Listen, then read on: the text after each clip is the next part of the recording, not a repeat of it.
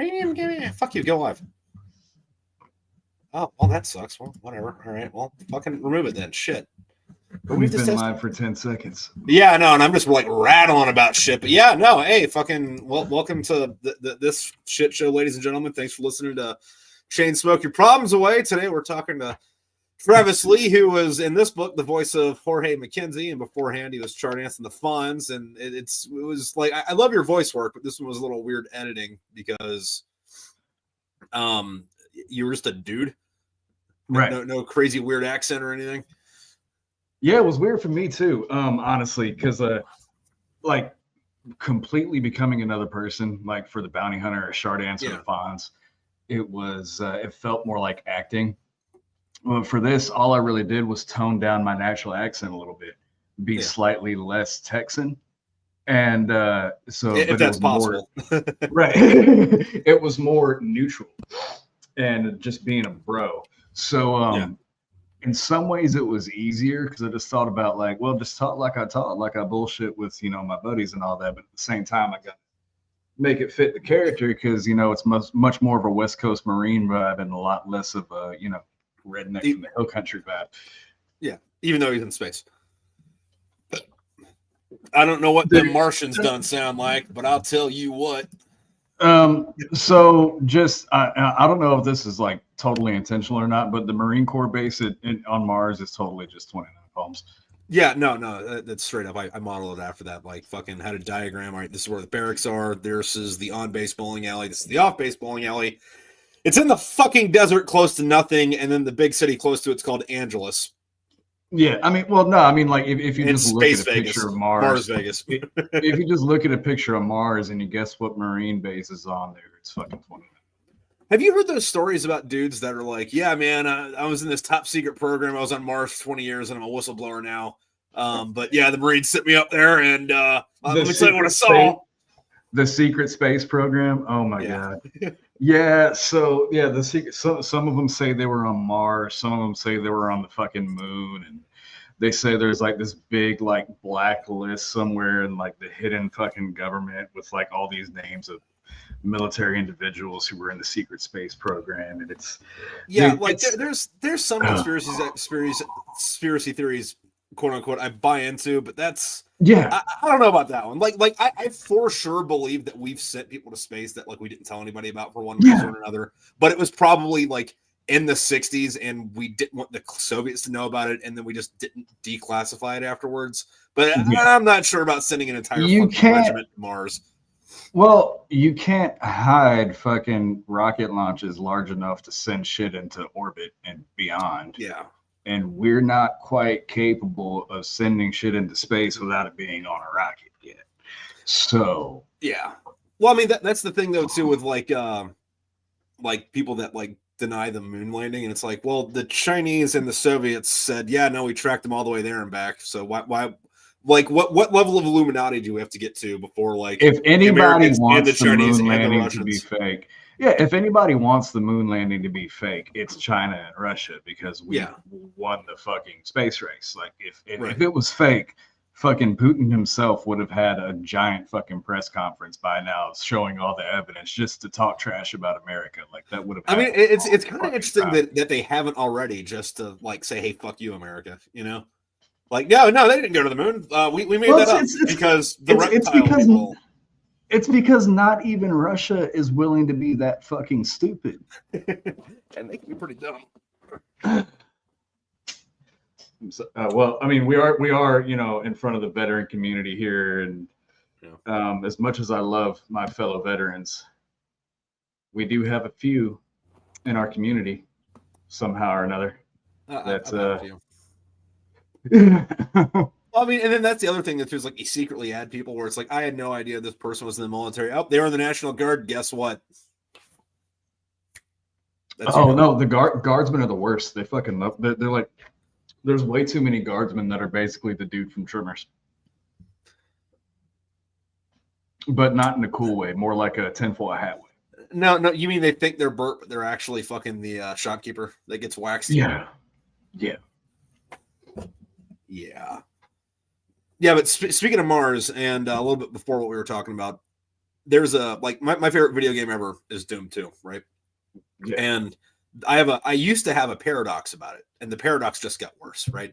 Because Doom was the perfect game, could not be improved on, no notes. Yet Doom 2 was infinitely better, and you can't have a perfect game and something infinitely better at the same time. But then they re-released it, made it 4K, gave it a badass fucking soundtrack, asser soundtrack. They had somebody playing instruments instead of it being MIDI, and then they made it widescreen, and I could play it on my TV. And then that made that infinitely better. So I've got 2 levels, like infinitely better to the power of infinitely better from the perfect game already. So that's a paradox to me. Oh yeah, no, and the I love remasters that do it justice too, because Doom did it justice. Yeah. And yeah, this is bugging me. I just realized I'm not going to be able to see any of the comments or anything because I have not yet logged in. Oh no, there's a button on the right that says private chat. You can click on that; it'll show you. Or wait, no, I'm sorry, comments. I thought it was comments that. Okay. Yeah, click on the comments. It'll show you if anybody says anything. Although it's Friday night and COVID's not going on anymore, so we'll see if anybody shows up. Good to go. Yeah, no, I didn't know I didn't remember if I was logged into an account. Yeah. Yeah, no, I had to relearn all this stuff because I fucking like turn this thing off between books because it's like $40 a month, but it's like I'm gonna use it for a week every 6 months. Gotcha. So fuck it. Yeah. And then it was like, oh shit, I should probably go set that up before I get on this. Right. Yeah, no, I love remasters that actually do it justice. There's a lot of them that have been a major fucking flop lately. But Doom was a great remaster, and Oblivion. Yeah. Which since I've been strategically unemployed for the last couple weeks while I'm getting shit together. Yeah, you had the time to put the hours in. But speaking of that though, like fucking Doom is about a Marine on Mars fighting demons, and I'm not saying that it directly inspired the Smokepit Fairytales novels, but Smokepit Fairytales 4 is about a bunch of space marines stationed on Mars that they don't fight the demons on Mars, but there's the undead. Yeah, no, it's definitely there. It's definitely there. That was the book is a ride. So I read that book. I've completely lost track of time since COVID. I want to say it might have been 5 or 6 years ago now. How fucking long have I actually known you? COVID was 2020. I didn't really start making internet friends until I got on the internet after I got out of the Marines, and at that point it was still a couple of years. Right. So most internet friends that I know are at least COVID time frame. The only one I can think of really that are further are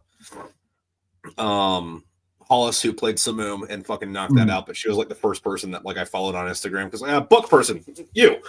And then I knew Diane a little bit before that online, and then a couple ones and twos here and there, but mostly, other writer people where it was like, we all need to stay in this together so we can get famous together. It's like, yeah, dude, it's been like 2 years. We ain't doing it. So like mentally, I want to say 2, but I feel like realistically, it's more like 5 because it feels like 2. It's probably been 5. Kind of like how Limp Bizkit was like 5 years ago. Yeah. Yeah. They're kind of coming back though because Fred Durst is. It's just I've been seeing a lot more about them lately, or maybe I'm just old and that's what the algorithm curates for me.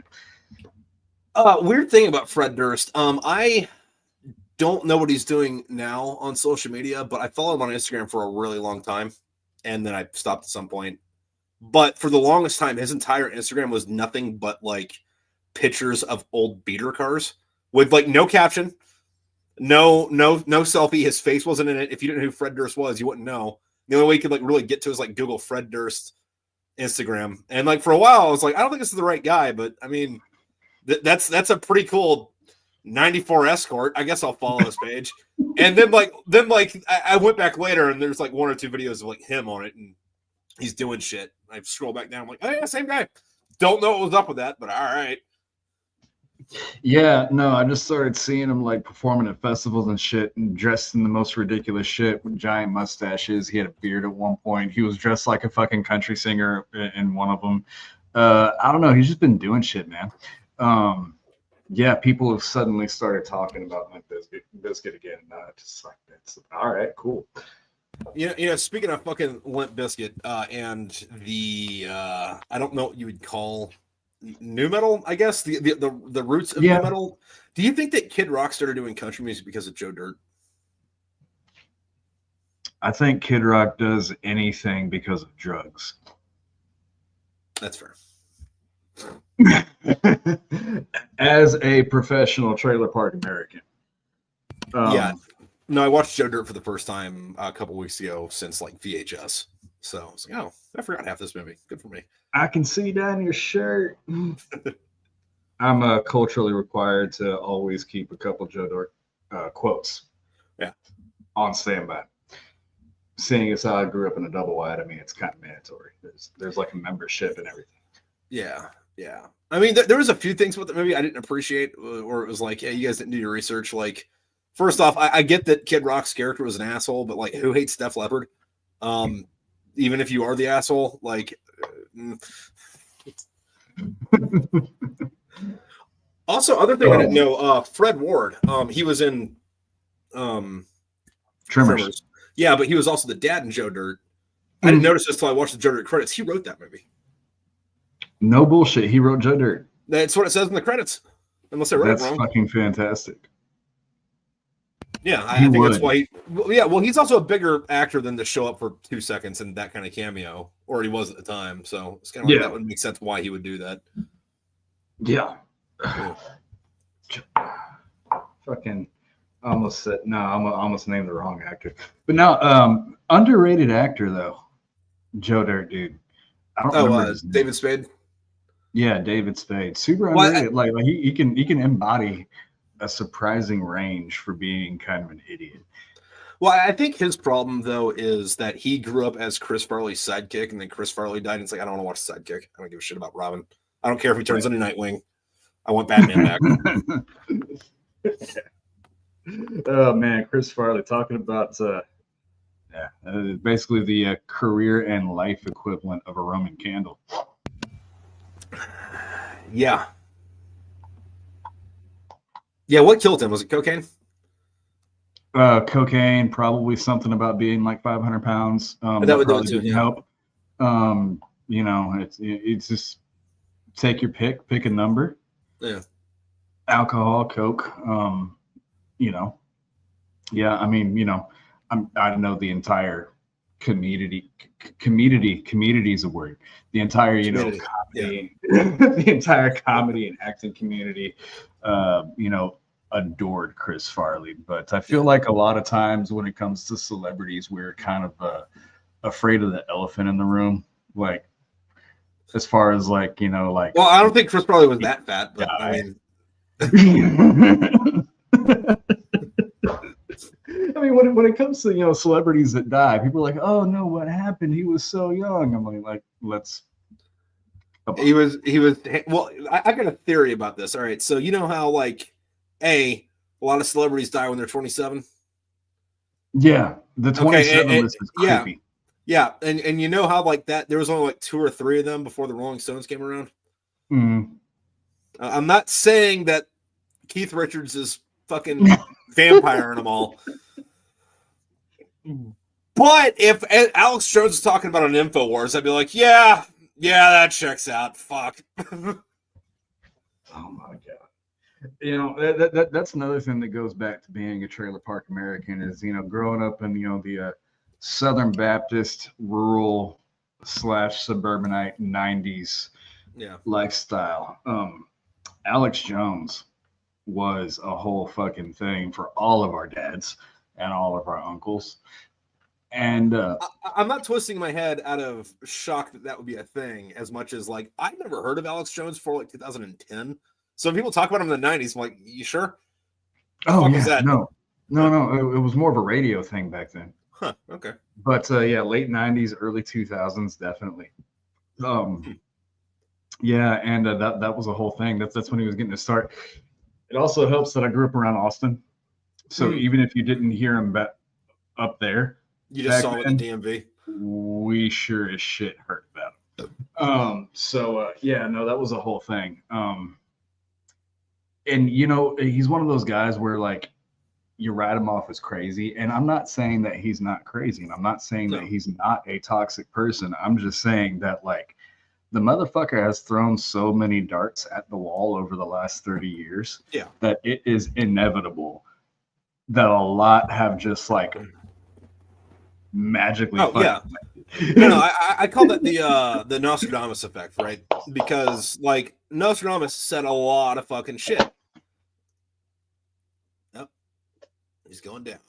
Oh, you dropped your thing. Yeah, no, anyway, because like Nostradamus said a lot of fucking shit. And some of it's happened if you interpret what he said the right way.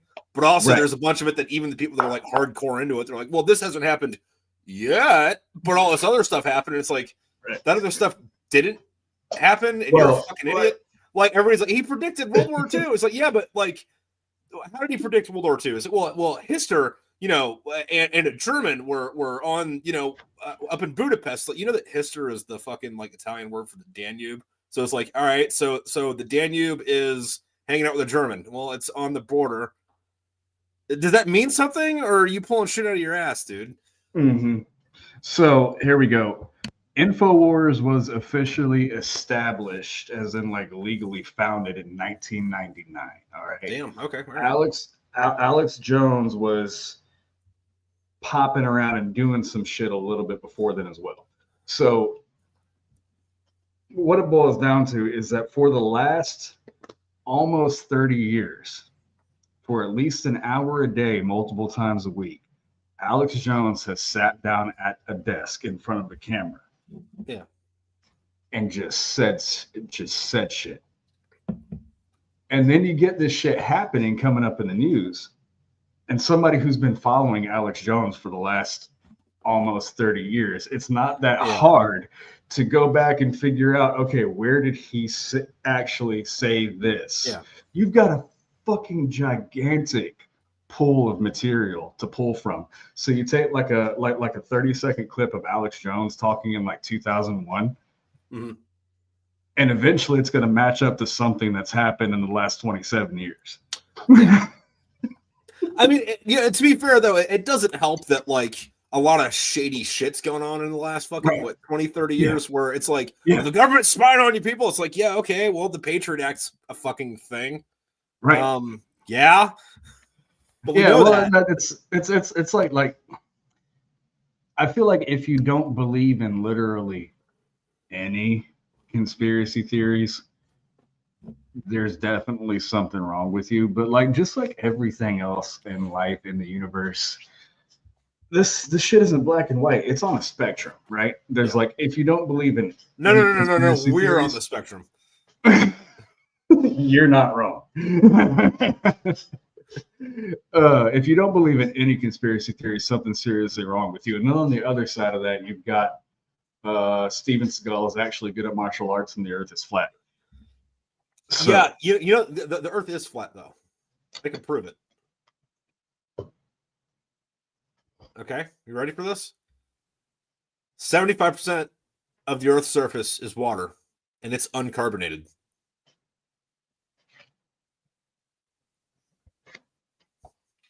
Earth's flat.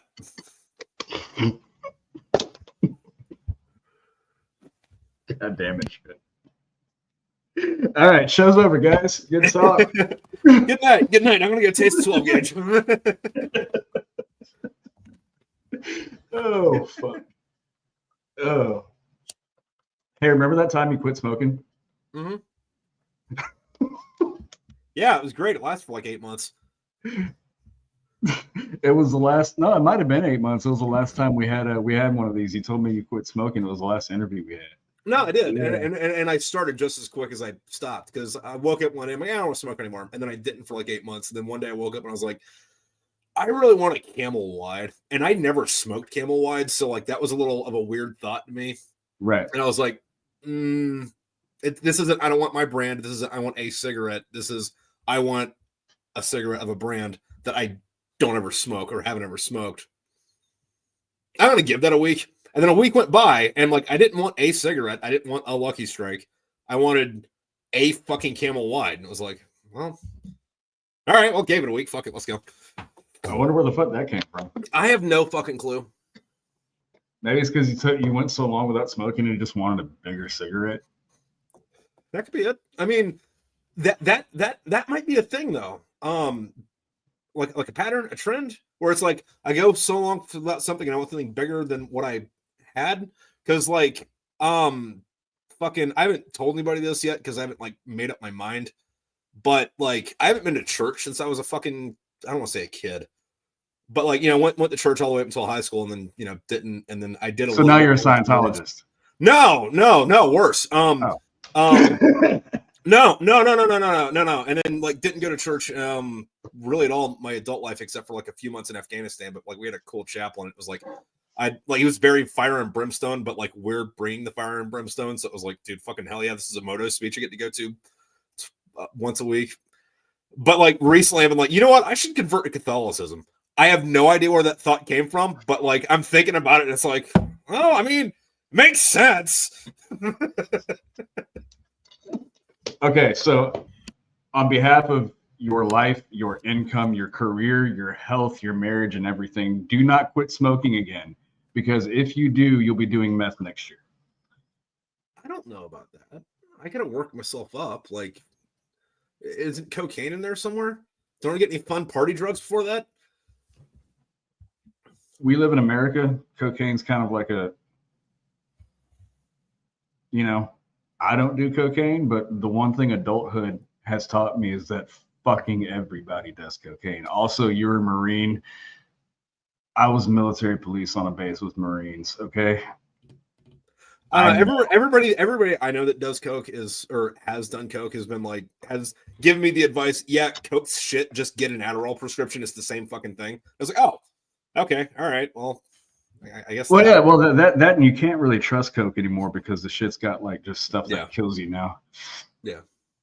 Yeah. Except for Keith Richards, he's got the good shit. Keith Richards probably has a monopoly on the world's last pure cocaine supply. I'm pretty sure that's why he's alive. He's not his heart actually stopped beating in 1987. He's just had a steady line going ever since then. I read an interview somewhere that like the drugs he does are all pure and organic. And my first question was like, okay, interviewer, ask him what the fuck that means. And then the interviewer doesn't. I'm like, well, do you go to fucking like Aldi's or fucking Trader Joe's for that? Like, what's up? Well, I can tell you for reasons that there is no such thing as organic meth. So he's not doing meth. Yeah. You can have organic cocaine, kind of. There's still gasoline in the process of making it. But it's cocoa flour. You got weed. But it sounds like he's not doing meth or crack. So, that's always good. Yeah. Yeah, no, I can't do weed because like, I only ever want to do it at a party, and then depending on the strand, it either mellows me out so much I fall asleep, or I get so paranoid that the thing that's hiding behind my reflection's shadow in the other room is going to kill me. And there's not really too much of a middle ground. And I like the makes me go to sleep stuff, but I only ever want to do it at parties, and that why the fuck would I do that at a party? Yeah, like I have a tendency to green out when I'm actually when I actually smoke. But what I'm really into is a Delta 9 lately. It gets like the best brand I've found so far is actually the brand from Mike Tyson.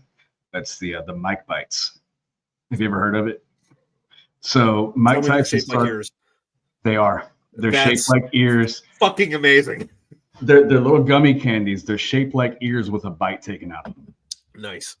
And they're called Mike Bites. And I got to tell you, man, Mike Tyson over in Tyson Farms, his company, they know their shit. Because I've had a lot of CBD and Delta 9 gummies, and like it might calm me down a little bit. Sometimes it does nothing.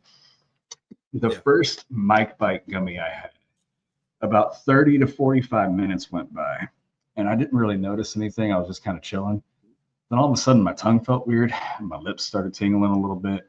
And then about an hour into it, I was like, I need to go to my bedroom and close the door. Yeah. And I left while I still had the use of my legs. And I went upstairs and I laid down, and I felt more like I was on mushrooms or something. It was fucking ridiculous, dude.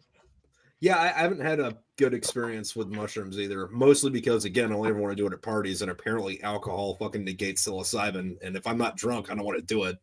If I am drunk, it doesn't do anything. So it's like, look, Benjamin Franklin said beer is proof that God loves us and wants us to be happy. So who am I to deny the founding fathers and God? You know, just drink the beer. I don't know. I'm intimately familiar with what goes on in your head after reading your books and playing your characters. I don't think you really need substances. No, it's already the gears are up already. Fucking although I do kind of pride myself on like so Smokepit Fairytales is 12 books long, and what we just got done with the fourth one over here on the tube, and they're all different genres. Like they have some characters that pass over, but like I don't know what fucking genre Smokepit Fairytales is. Yes. Smokepit Fairytales 2 is a sci-fi war. Smokepit Fairytales 3 is dystopian fucking post-apocalyptia. I'm guessing that fucking Smokepit Fairytales 4 is just general sci-fi. It's or dramatic sci-fi.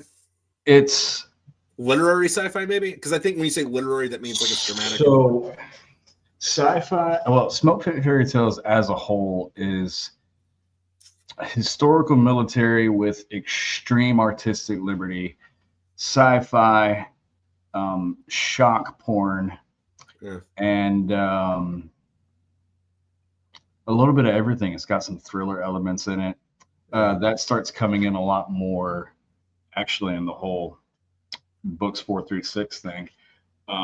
Actually, I feel like books 4 through 6 have a lot more of a horror element than the rest. Yeah. And I don't want to get too spoiler for later books, so I won't go into specifics. But like there's a good bit of horror in. I want to say like book 9, and then like the last one especially. Mm-hmm. But like straight up in your face right now, not existential, but like I don't want to be this guy right here. There's a good bit of it in 4.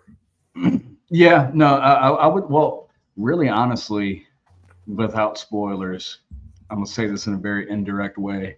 When you say there's horror in the last book, there are elements of it that would be horror in a different setting, but given the setting, it's not really horror. It's kind of just what happens there. You still don't want to be on that fucking party. No.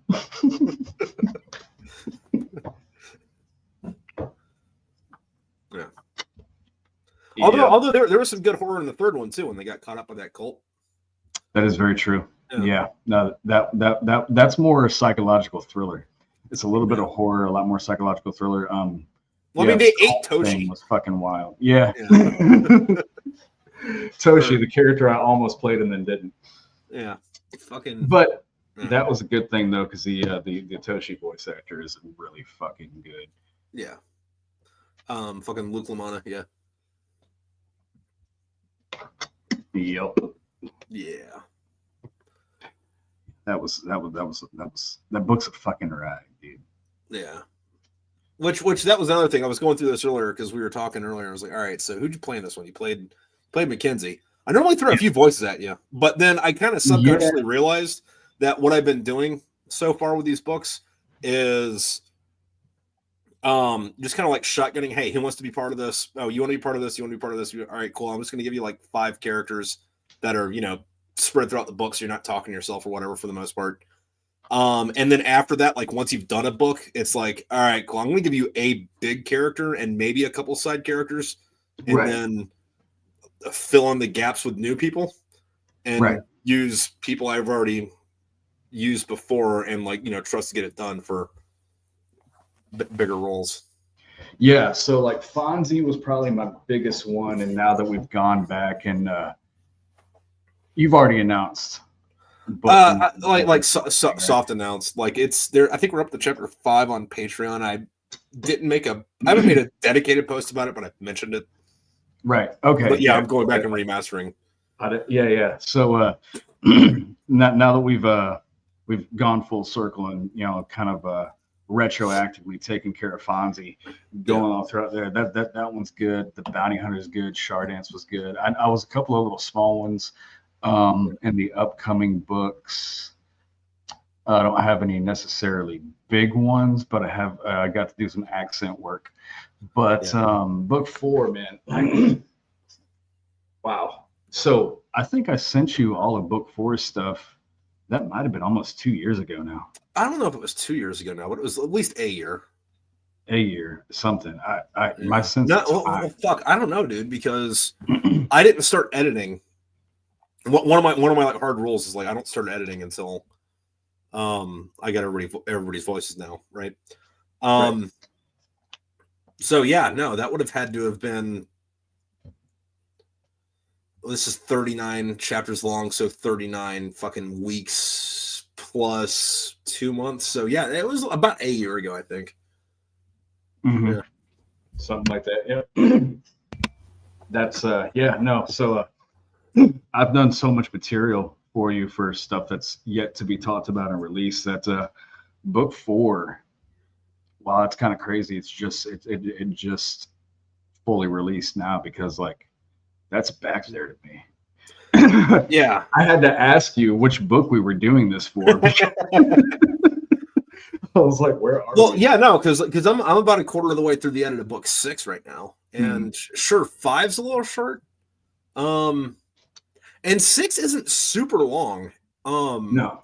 It's got a lot of chapters in it, but it's a lot of like, hey, this chapter's about this one fucking thing that happens. It's 5 pages long. Well, yeah, but book 6 moves rapidly. Yeah. It's a very fast-paced story, which I loved. I loved reading it because it like keeps you engaged all the way through. Like I remember, like I got to the end of that book way sooner than I thought it was, just because I couldn't put it down because it kept moving. Yeah. But the only thing I remember distinctly about book 4 was that I was recording McKenzie for a long fucking time. Yeah, he talks a fucking lot. Well, he's like one of the main characters. Well, like that is just the length of the book. That book is massive. It's the longest of the Smokepit Fairytales books, yeah. Mm-hmm. And then like there isn't like a Hank Doc dynamic in it. It's a core group of people, and we're sharing it between Thatch and Stockton and McKenzie and Chuck for the most part. And then you get a few add-ons here and there, like if they're deployed, you get more Capulet and fucking Ocon, but they don't live in the barracks, so they're not there as much. So yeah. No, it was super fun. I also noticed in your editing, you came a lot more into yourself as far as editing for like sound effects and voice effects, doing the effect of speaking through the intercom, through the suits and stuff like that. Like the editing on what I've heard so far from book 4, which is most of it, is just on fucking point. Thank you. Yeah, no, it's cool because like I recorded all those lines and I know that it's me, but it flows together so well and there's so many cool voice and sound effects in it that like it's almost like listening to another person.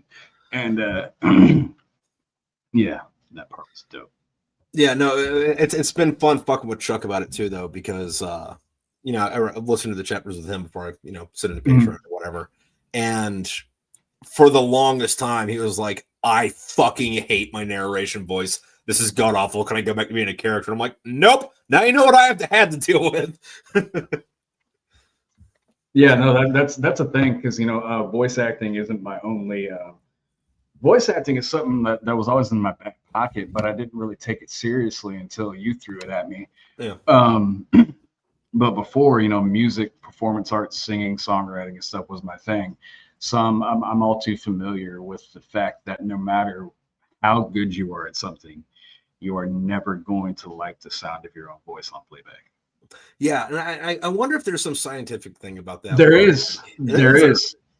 It's because your voice sounds different because of the way it echoes through your body. So when you hear yourself talk, you're hearing the sound of your voice as it echoes throughout your body and inside your skull. Huh. You're not hearing the way you sound to other people when you talk. So there's a weird, just because of acoustics, right? The acoustics inside your body literally change the way your voice sounds to yourself. I wonder what's going on. That has a big part of it. So because whenever you hear yourself in a recording, you're hearing what other people hear when you talk. So it's basically an uncanny valley effect. Yeah, no, like, and that weirds me out because, like, to me, I sound like a high-pitched fucking, like, 1990s anime fucking harem main character chick. But then when I listen to myself, like, talk recording, I'm like, that sounds just a little bit more fucking, maybe not full Clint Eastwood, but, like, Nick Nolte-ish. Right. Yeah. But yeah. No, it's and it's funny because even going back and listening to my McKenzie parts, I thought for sure I nailed not having a Southern accent. And I hear some of that playback, and I'm like, oh, that's a really hard R in that word. Not that kind of hard R, but you know what I'm talking about. Okay, so fucking full confession time. I'm a little slow. I'm gonna preface that. For the longest time, I thought when people said quote unquote the hard R, I thought that they were euphemizing retard. I was like, all right, cool. We're not saying that anymore. We're what do we call dumb people? I don't want to make fun of people that are neurodivergent, but like we have to use a word for stupid. Oh, that's what that means. Okay. All right. I'm gonna go outside for a minute. Yeah, no, it's like I heard some stuff and I'm like, oh, yep, there it is. I thought I got rid of that. I thought it sounded more bro, but it's definitely there here and there. Yeah. Also, hello, Alpha Omega. What's up?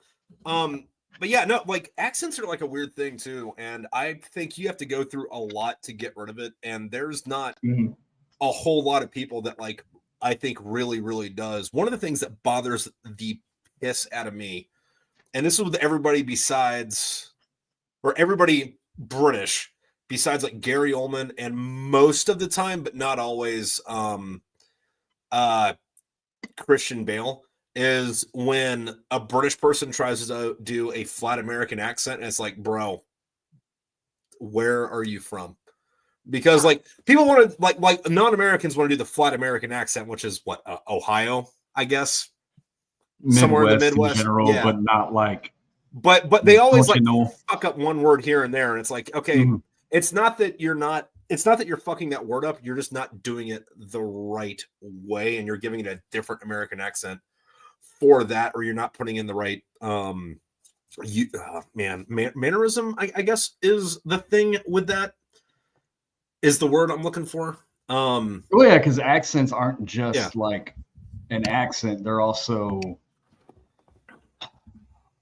how long you draw out a word, or like what you conjugate. Putting the emphasis on the wrong syllable. Yeah. No, and then the other thing though is like most of the time though, it's like, all right, I'll let it pass. I'm not gonna let it bother me too much. But then every once in a while I hear one try to do a Southern accent. I think it was Public Enemies was the movie where Johnny Depp played John Dillinger and Christian Bale played the guy from, I don't know, Alabama or Mississippi that was trying to hunt him down, and he was going like deep Southern accent. It was like, I used to have an extreme prejudice towards the English, and I thought I got over that. Oh, you're Welsh. Okay, all right, fine. I can just narrow this down to the Welsh. Stop! For the love of God! Dub his fucking voice like they did with Arnold Schwarzenegger's first fucking movies. The Arnold Schwarzenegger movies are an absolute national treasure. Because like they'd give him like the most American fucking name ever, and he'd be like born Arnold in San Francisco. Fucking, it's just like don't even bother with the accent, dude, because you can't. No. Also, what's Alpha saying? Charlie Hunnam from, I'm guessing that Sons of Anarchy did that a lot. Yeah. He almost sounded New England at times.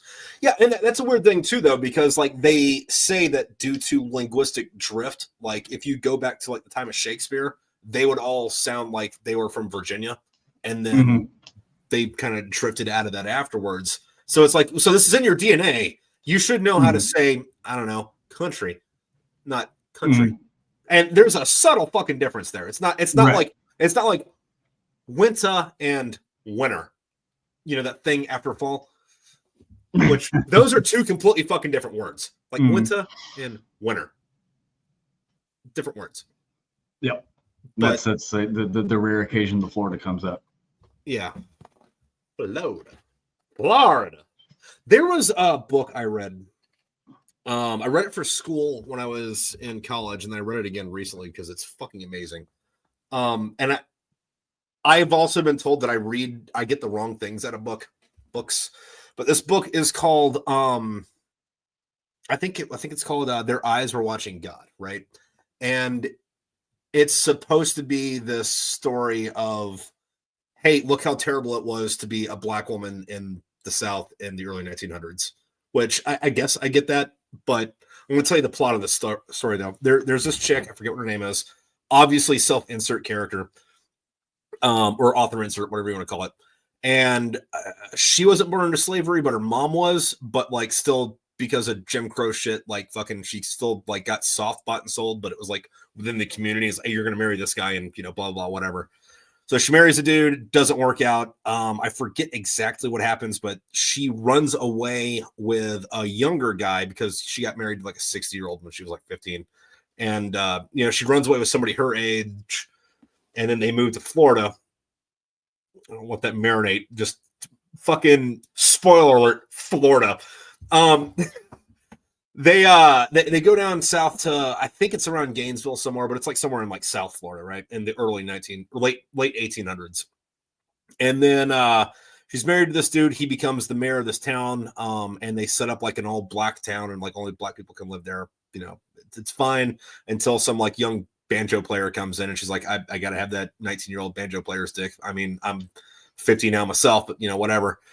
I don't think it works out with him, and she moves on to guy 4, and then they have to batten themselves up and like the last quarter of the book is this. They batten themselves up in this cabin down in the fucking swamp while a hurricane comes in, and he got bit by a raccoon and goes completely feral, and she's got a shotgun and 3 fucking shells, and she's gotta fucking survive.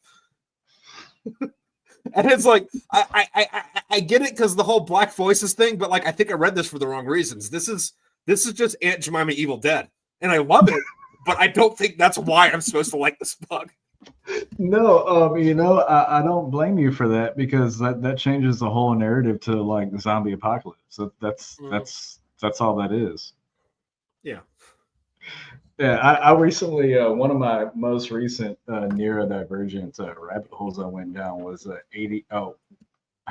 of my ADHD rabbit holes was rabies manifesting in humans. I started watching like old like black and white footage of humans that contracted rabies, and like how it's like not a survivable disease. Basically, if you get rabies, you're fucked.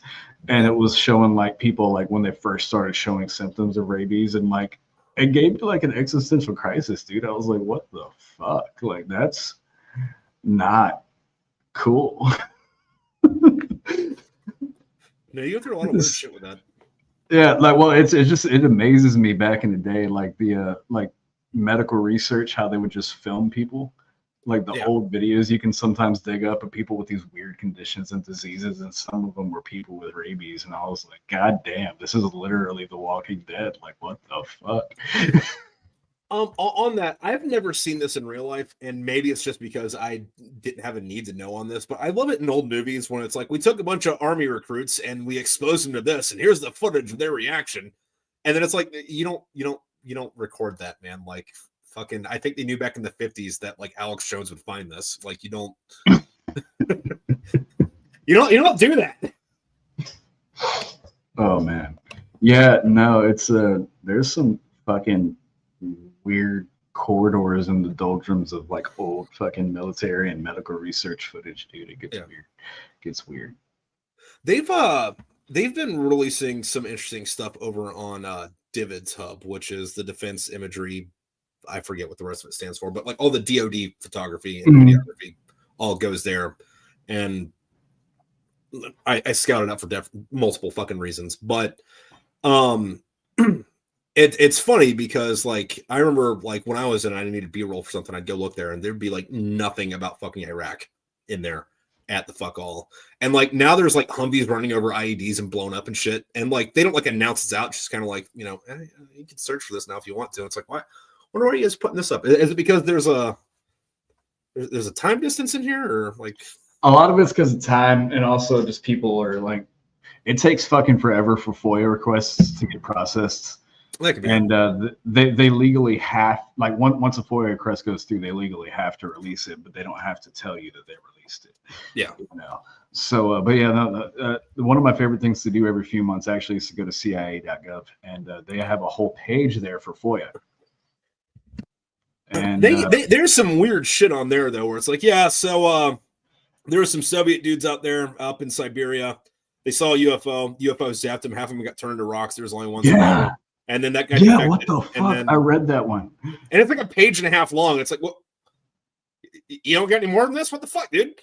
Mm-hmm. Yeah, no, it gets weird. There's a fucking there's shit about remote viewing and people with psychic powers, fucking men who stare at type shit. And that's a weird fucking thing too, though, right? Like, I want to talk about fucking remote viewing, astral projection, that kind of shit, real quick, because there's different levels of it, right? Right. And we're gonna go top to bottom on this, right? If you're a layman, regular, everyday dude, that's some made up bullshit, right? Right. If you subscribe to literally anything above agnostic, yeah, no, that's real. Like, it might be like, hey, you're a Christian, that's real, don't do it. Or like, hey, we're this ex-pagan, this is part of our religion, we do it, but it's real. So it's real, it's not real, it's kooky bullshit. Oh, this is fun sci-fi stuff. And then there's the government fucking thinks it's real and they're doing it. So what's funny is the CIA, their official documentation was that, all the research in this is bullshit, and we that basically their official statement was a lot like Project Blue Book. They basically said, there's no evidence to support that this is real, but low key they kept funding the program and they kept it alive way after the point. This isn't real, which is why we did it for 30 years. Yeah, exactly. And it's like they found fucking Russian subs and shit like that. Yeah. The weirdest one was, there was this one dude, I think his name is Joe McMoneagle, and you can actually see he's still alive. You can still see interviews he's done within the last couple of years. Actually, he had some crazy one about discovering and like remote viewing old civilization on fucking Mars. All right.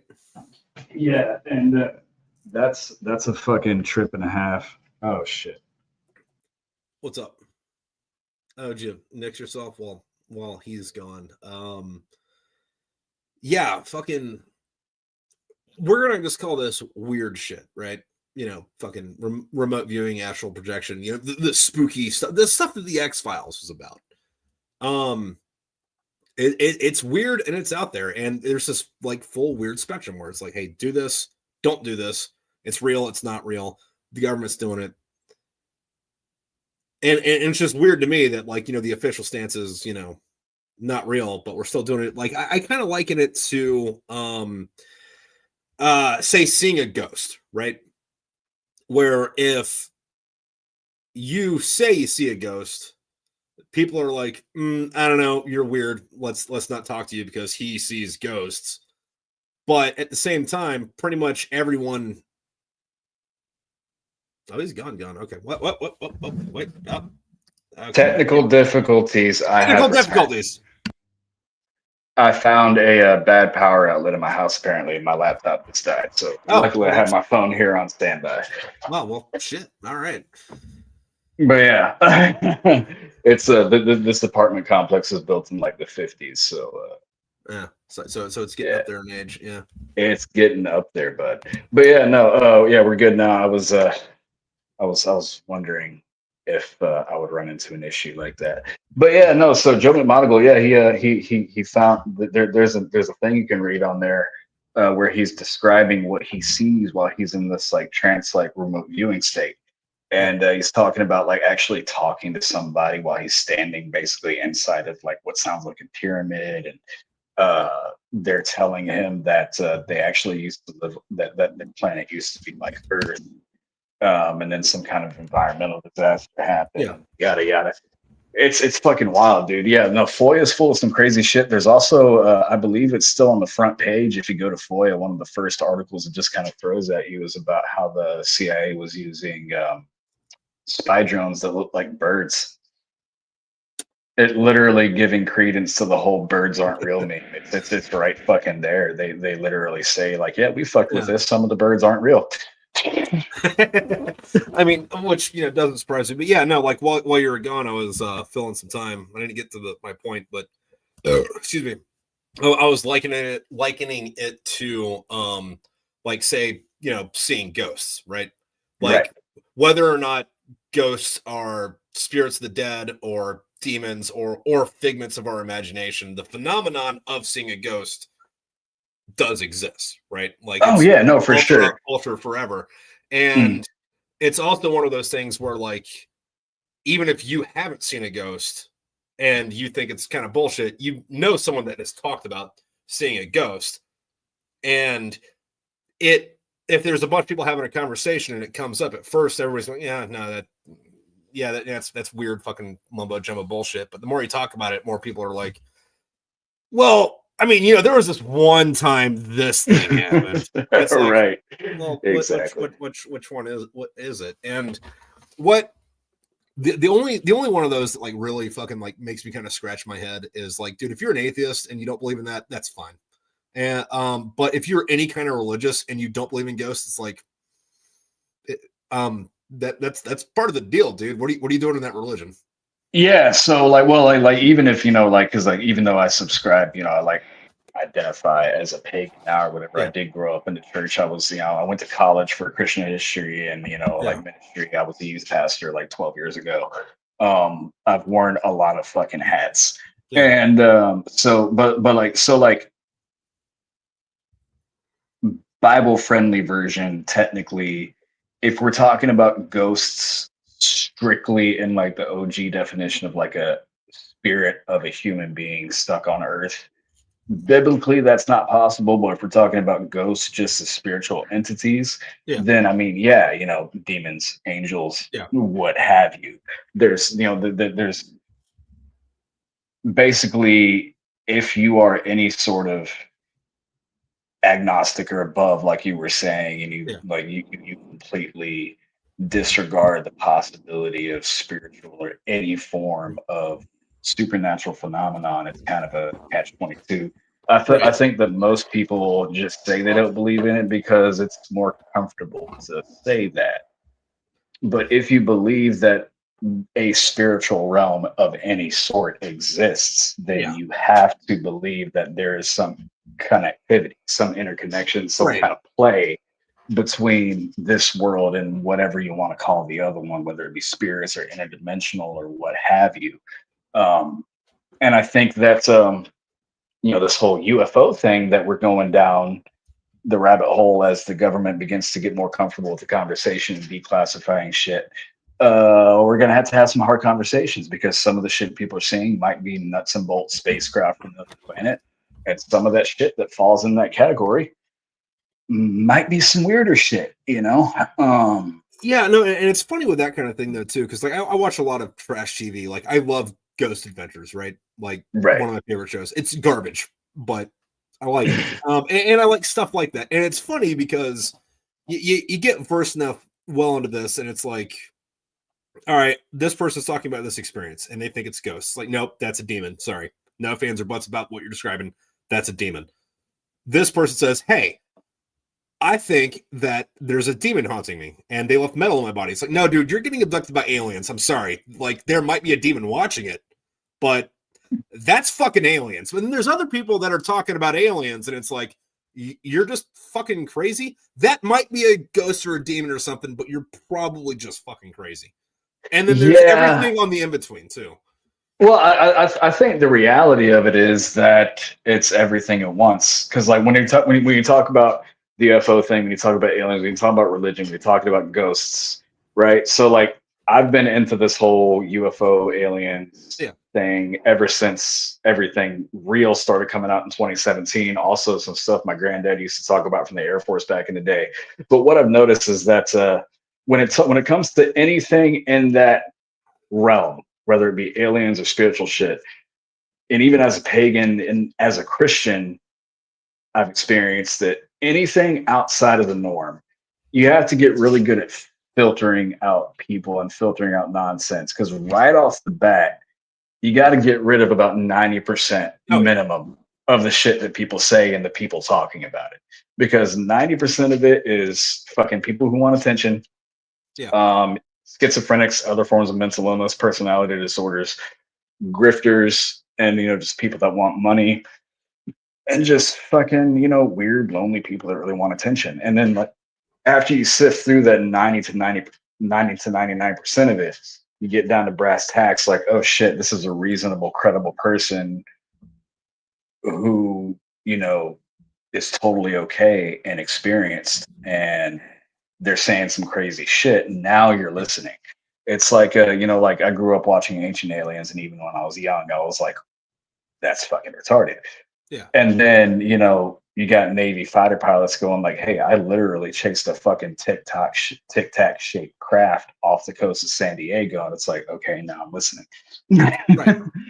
It's you can tell within about 5 minutes of listening to somebody whether they're even worth listening to or whether they're just fucking cuckoo for Cocoa Puffs. Yeah. And most of the time it's the latter, but yeah. And my view on aliens, existing, not have been to Earth, but existing, right? Right. There's two ways to look at this. There is a God and there's not a God. Right. If there is a God, I think it's ignorant and arrogant to think that we're the only things he ever made. Right. If there's not a God, it's mathematically impossible that we're alone. Right. Yeah, because like the phenomenon of life had to have happened somewhere else in this fucking vast amount of substrate we have. Now that does not mean that they've been here, but not necessarily out there somewhere. Right. Yeah. Absolutely. Yeah, well, and the thing is that if there's aliens, there's not just one, there's a fuck ton. And there's going to be some that are animals. There's going to be some that are a few million years behind us. There's going to be some that are still basically cavemen. And there's going to be some that are really fucking advanced. Well, that's one of the things I liked about the book Starship Troopers was I forget what the planet was they went to that was kind of like a resupply base. But the only thing that planet had was grass and something that was similar to a cockroach. And that was it. And that makes sense. Like, it wouldn't surprise me if, like, the first time we found life, if we ever get off the fucking planet, was like, one of Saturn's moons has ants. Yeah, and like at minimum, we're pretty comfortable with the thought that there's, other planets out there, whether it be planets or like moons of Saturn or Jupiter, that probably have at least microbiological life. Yeah. What is it? Saturn's moon Europa. We think there might be like some sort of fucking whale there. Yeah, that Titan, and then there's another one. I think two of them are around Saturn and one of them's Jupiter. But they're like, hey, they got big saltwater oceans. They have, from what we can tell, they have the chemicals that you need to initiate, bacterial life. I want to see the fucking space whales, man.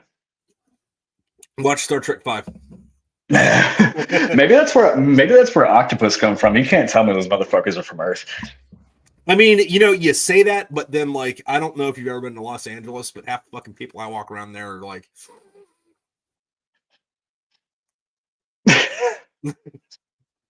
yeah, it's some Men in Black vibes going on there. It's just like something's not quite right. Your skin doesn't fit your frame right, Yeah. Speaking of Men in Black, have you ever read the book The Mothman Prophecies? I've not.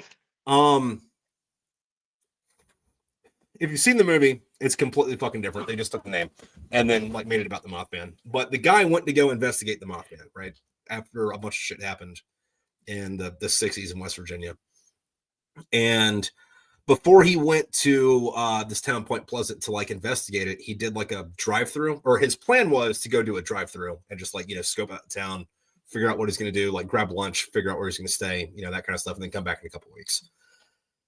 And on that drive-through, he gets there at like 2:00 in the morning, and it's raining and it's storming. His car breaks down. And remember, this is the mid to late 60s in rural West Virginia. So nobody's got a fucking phone. But he's going around door to door, knocking on doors, and he's this dude from fucking New York. So he's like wearing a suit, he's all trimmed up and shit, knocking people's doors. Hey, can I use your phone? They're like, we don't have a phone. Go away. Goes to this whole fucking neighborhood, right?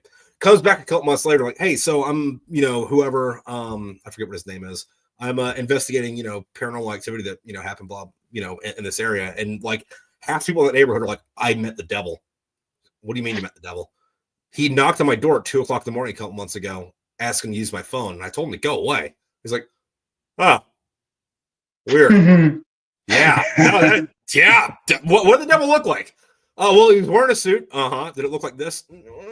Kind of. Well, what did he look like in the face? Oh, well, he was really scary, man. There was like lightning in the background, and everything he said was like, he sounded like he was like dreary and weird. You mean kind of like he's been driving for 8 hours and hasn't slept in 2 days?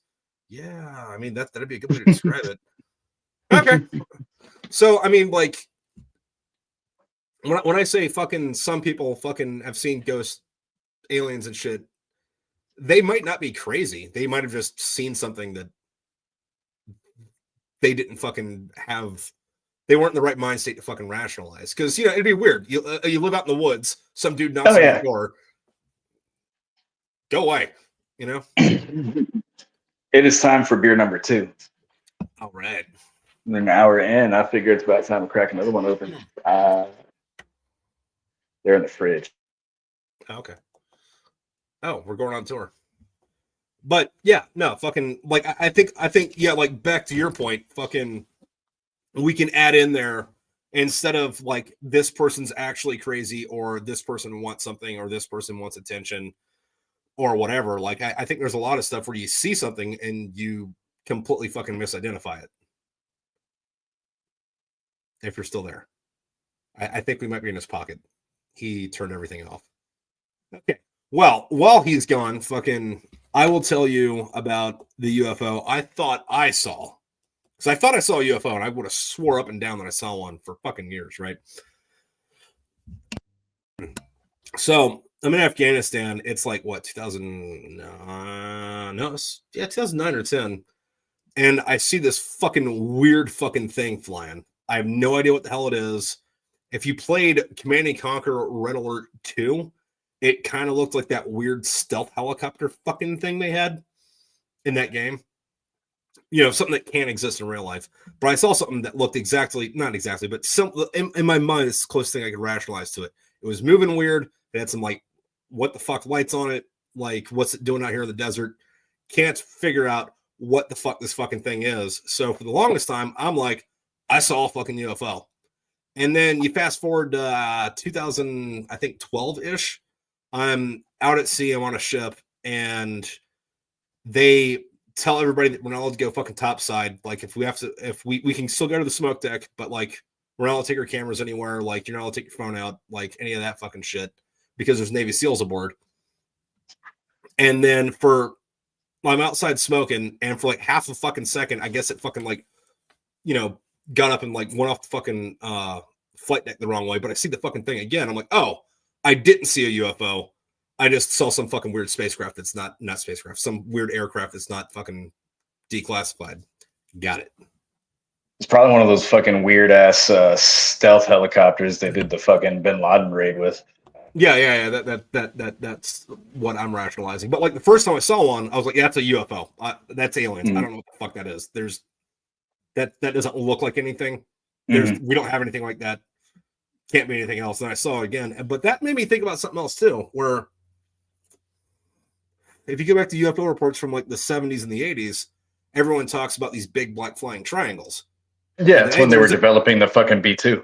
Yeah. And the F-117. Yeah, we see a bunch of big black flying triangles, and we're like, what the hell is it? It's aliens. It's moving weird. It's got weird lights. I don't know what that is. And the government, that doesn't exist, which, feeds into the thing. And then we bombed the fuck out of Iraq in 1991. We're like, well, look what we did it with. These big black flying triangles. Mm-hmm. Yeah. Now, where it gets weird, though, is like, so like you can retroactively dismiss a lot of the UFO reports from the 70s and 80s from the delta shape and the black triangles and stuff like that. Yeah. Where it gets weird is when the black triangle is like a no bullshit black triangle. Yeah. Not just triangular, not just delta, but an actual fucking triangle. Then it's like, okay, but that's like a very small percentage. Yeah. Yeah, because the F-117 is a lot smaller than some of that shit. And then, the B-2 is like kind of like just a fucking flying wing. And then also, I don't know if you've ever seen an SR-71. Those things are fucking gigantic. Dude, I'm still. So, like, I understand the explanation that we didn't need the SR-71 because we had satellites, but, like, we definitely replaced it with something. Oh, yeah. No, I mean, we were like, we kind of had that in the U-2 at the same time. Right. And then you got, like, rumors about what is the big rumor? The Aurora spy plane, which doesn't exist, but it's like, they got to have something. And I'm not even saying we need to know what it is. But you know, look at me, Alpha, NSA guy, watching this. Yeah.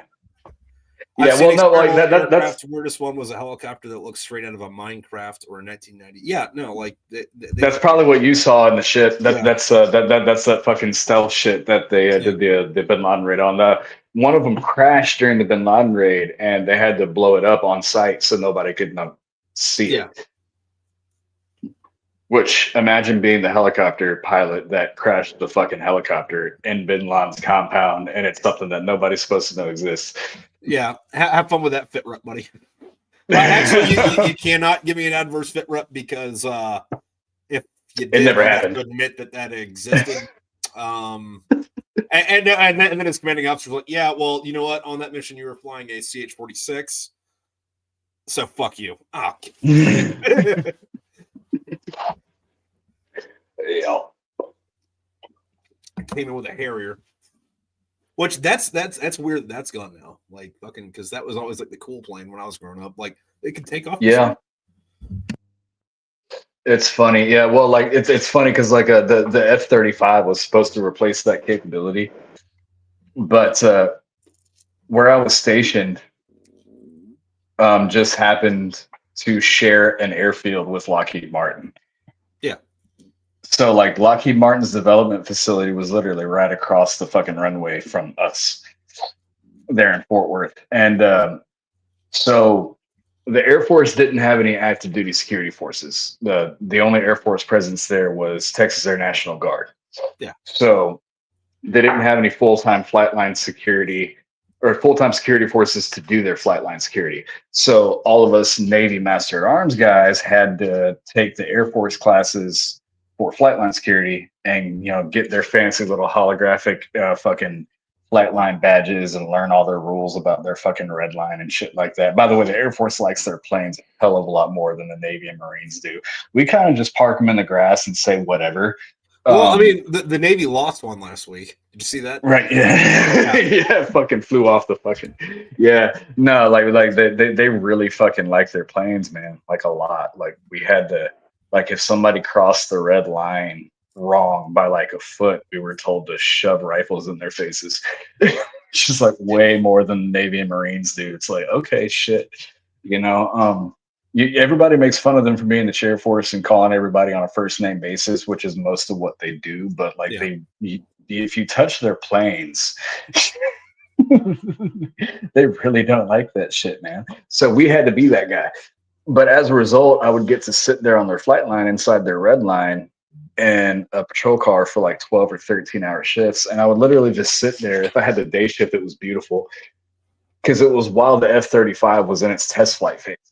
Oh, nice. So I got to fucking sit there and watch them constantly fail to get that motherfucker to behave right. And it's like hover and VTOL mode.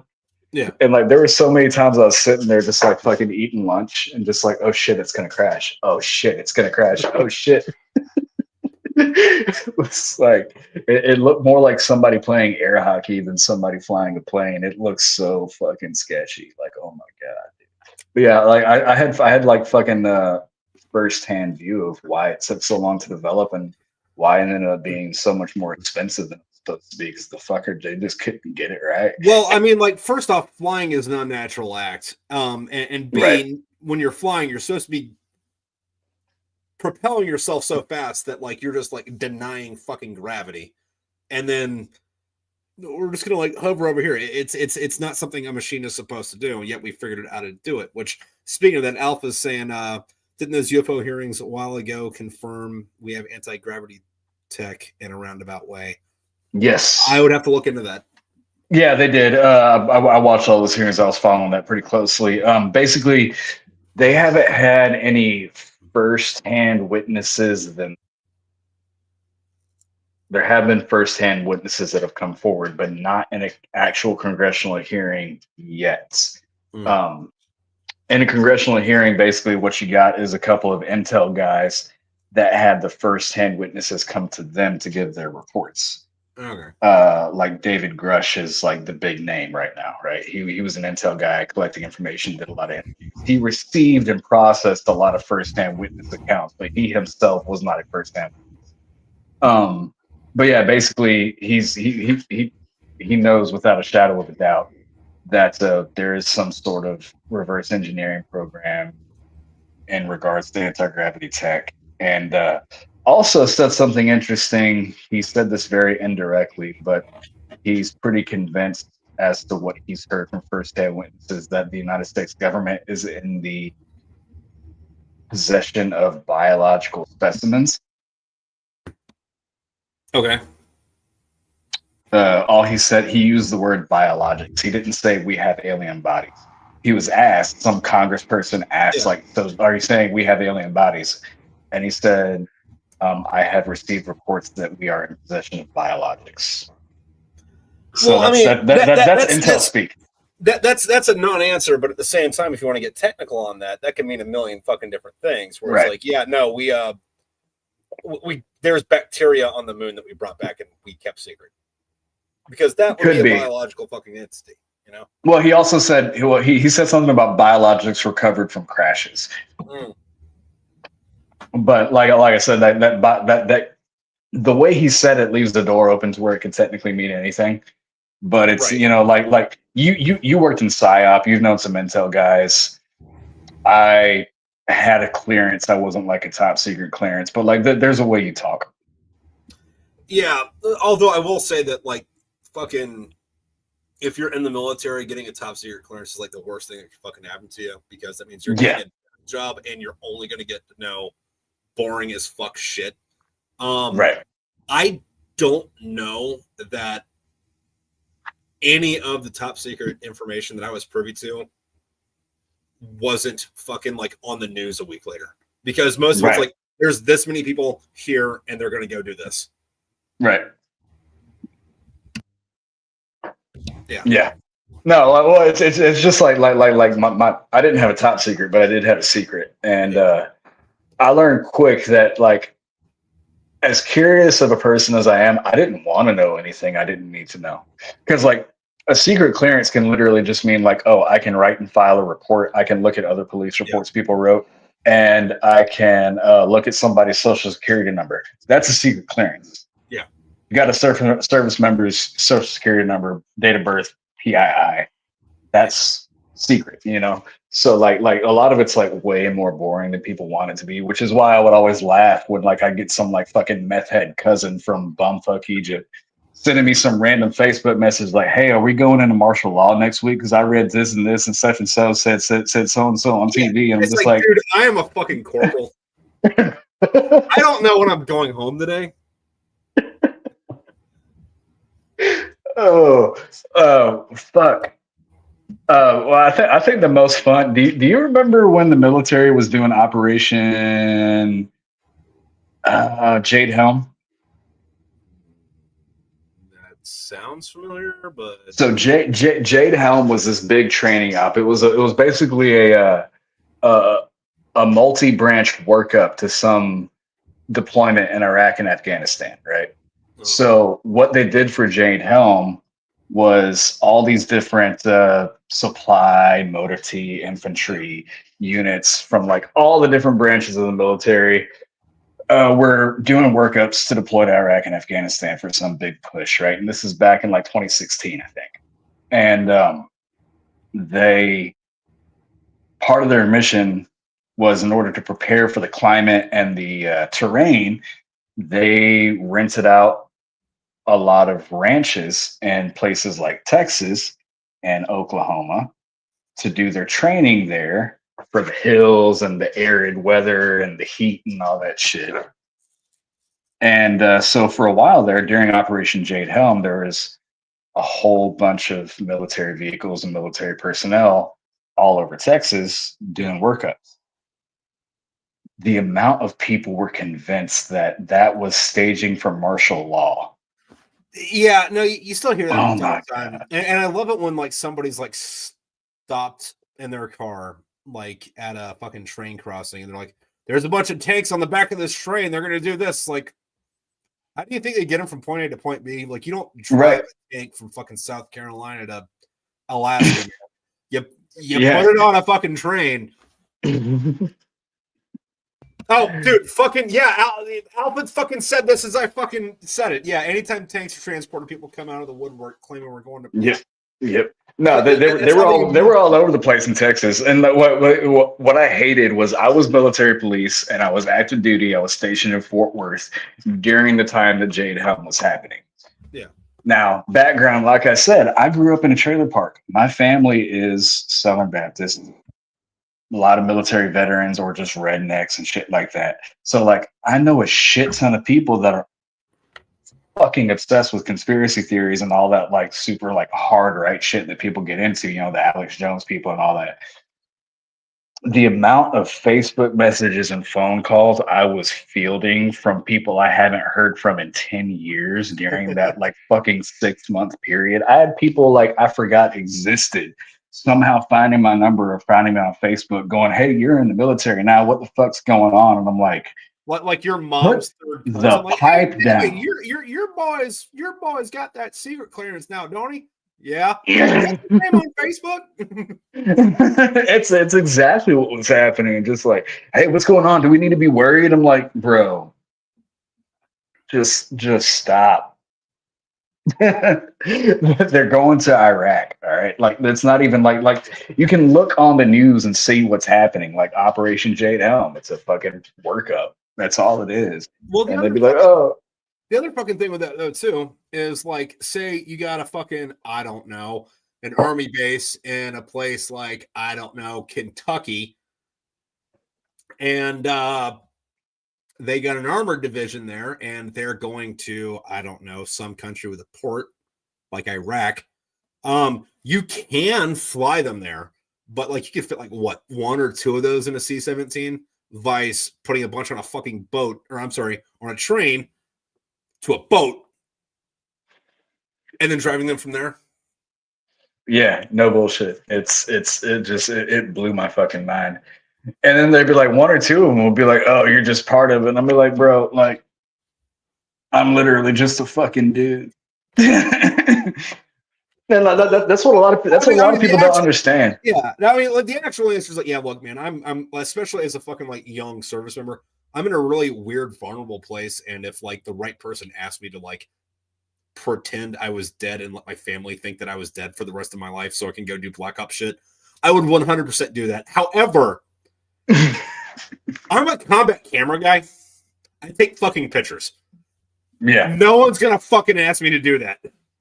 Oh, and there's like people in the military. We know, like, I was aware of how much of a meme I was as a military police officer, right? Like, you know, beep, have a nice day. You know, that's like 90% of the fucking job. But like, if you say military police to somebody who's like a God's honest truth civilian, they think we know everything. Like, if you say military police to somebody who like literally is completely like 30 degrees separated from the military life and doesn't have any first or second hand knowledge, and you say you're military police, they think you're like fucking whatever Steven Seagal thinks he is in the movies. So like the amount of I would love a movie where like somebody fucking captures like a fucking military intelligence guy or a military police dude, and they're like, all right, we got to find out your deepest, darkest secrets, but like first we're gonna tie you to this chair, we're gonna give you this truth serum. What's the most fucked up thing that happens on day-to-day basis? Okay, so I jacked off in a porta shitter. Well, fucking no, that's standard. That's standard. That's across the board. I was going to say something like, all right, so you know how like you make coffee by you get water and the coffee beans. Okay, replace the water with Red Bull, and then after you make the coffee, you fucking boil that until it's a paste. And then, like, are you familiar with how you inject black tar heroin? So you take this Red Bull coffee mix, and you get a syringe and a rubber hose. Yeah, no, it's like people have no fucking clue. People are so disconnected from what the military is because of the conspiracy mindset. They don't understand that most of us were between the ages of 18 and 25, Yeah. and we're literally just the fucking idiot you went to high school with. Yeah. We're from your hometown. We grew up, we know your parents. Like, we were in the same fucking YMCA football team together. Like, it's literally just us. The military consists of just a whole bunch of fucking dudes from your town who just are dumb and neurodivergent enough to sign a fucking contract. That's all it is. Like, yeah, we're just I dudes. know it varies a little bit branch by branch, but like in the Marines, like your average Marine is a 19-year-old Lance Corporal. Yeah. Like that's It's just a dude. 75% of the force. Yeah. Yeah. Like literally just the dude you went to high school with. Yeah. Sub-average athlete that couldn't get a football scholarship and just needed some fucking excitement and was bored enough to take up the offer. Yeah. That's I mean, you know, that's that it. depends a little bit. Like I joined because I watched Fallujah on TV and I was like, I'm gonna do that. Yeah. Yeah. But and then if I had enlisted younger, I might have, but I enlisted when I was 22. So I was in and out of recruiting offices. Like I was flirting with the idea, kind of dancing with it. And I talked to the Marines more than I talked to anybody else. But by the time I actually jumped the gun, I had a college degree. Wow. And I had, well, an associate. So it's like, not like I could have been an officer or anything, but like I was a little bit, I was married. And my frontal cortex was just a little bit more developed. Yeah, just like it doesn't actually form until you're like 30, right? 25 to 30, something like that. But like it was slightly more developed than your average Marine recruit. The only regret I have is being just a little too dumb to realize at the time that I should have joined the Air Force. When did you join? You say what? What year did you join? 2015. Yeah. So I was 20. I was 22, almost 23, and so like that and see, like the truth.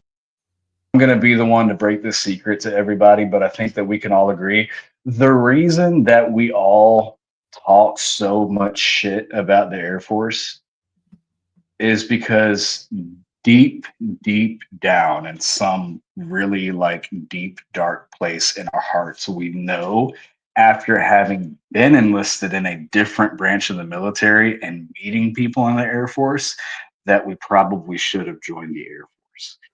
I don't know, man. If I could do it again, I'd have been a boatswain's mate, and I would have just painted the fucking ship all day, and then like made sure that I stayed on a boat that spent all its time in fucking Southeast Asia. And it's like, if I'm not painting the ship, I'm banging Filipino hookers, and that is my entire life. You know what? That's the funniest thing about being in the Navy too, is because like everybody in the Navy, like if you're in the Navy, you're technically a sailor or whatever. Like I never touched a single fucking boat.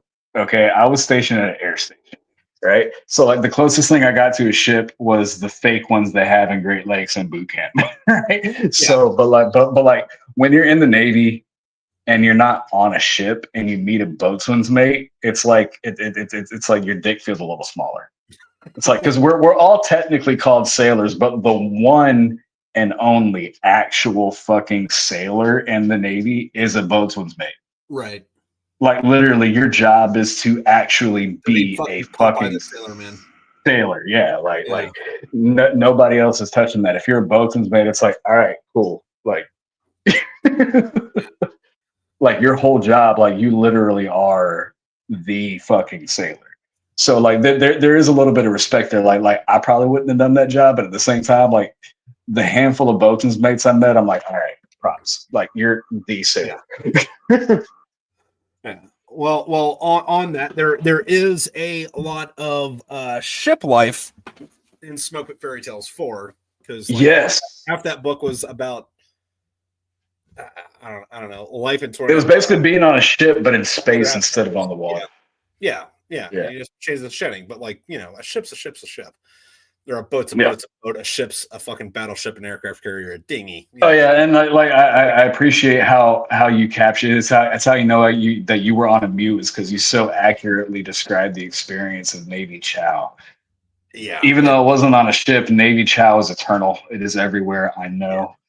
You know, even though it's so bad that I remember the first time like boot camp, I had Navy Chow. Obviously, it's the same shit they put on ships, and then even though I was married and I usually had my own food, every now and then I would have to eat food from the galley, and it was like unless it was an omelet, it was shit. The omelets were great. Everything else was like, what the fuck? There was this part in the middle though where I went to A school to learn how to do my job at Lackland Air Force Base. Mm-hmm. So I got to eat in Air Force dining facilities for that like 9 to 10 week period. When I tell you I almost cried. I almost cried. It was so beautiful. It was so delicious. Like I felt like I was eating at fucking Red Lobster every goddamn day, and then I went right back to the Navy, and I was like, "Fuck, this is ghetto." But yeah, like I remember there's a line you had McKenzie say there in book 4, where he's just like eating the food. I don't remember the line per se, but I remember just being like, "Yeah, this is on point," because he's just looking at his fucking slop that he's trying to pretend doesn't exist, and it's like McKenzie's the one that's saying, "What the fuck is this?" Yeah.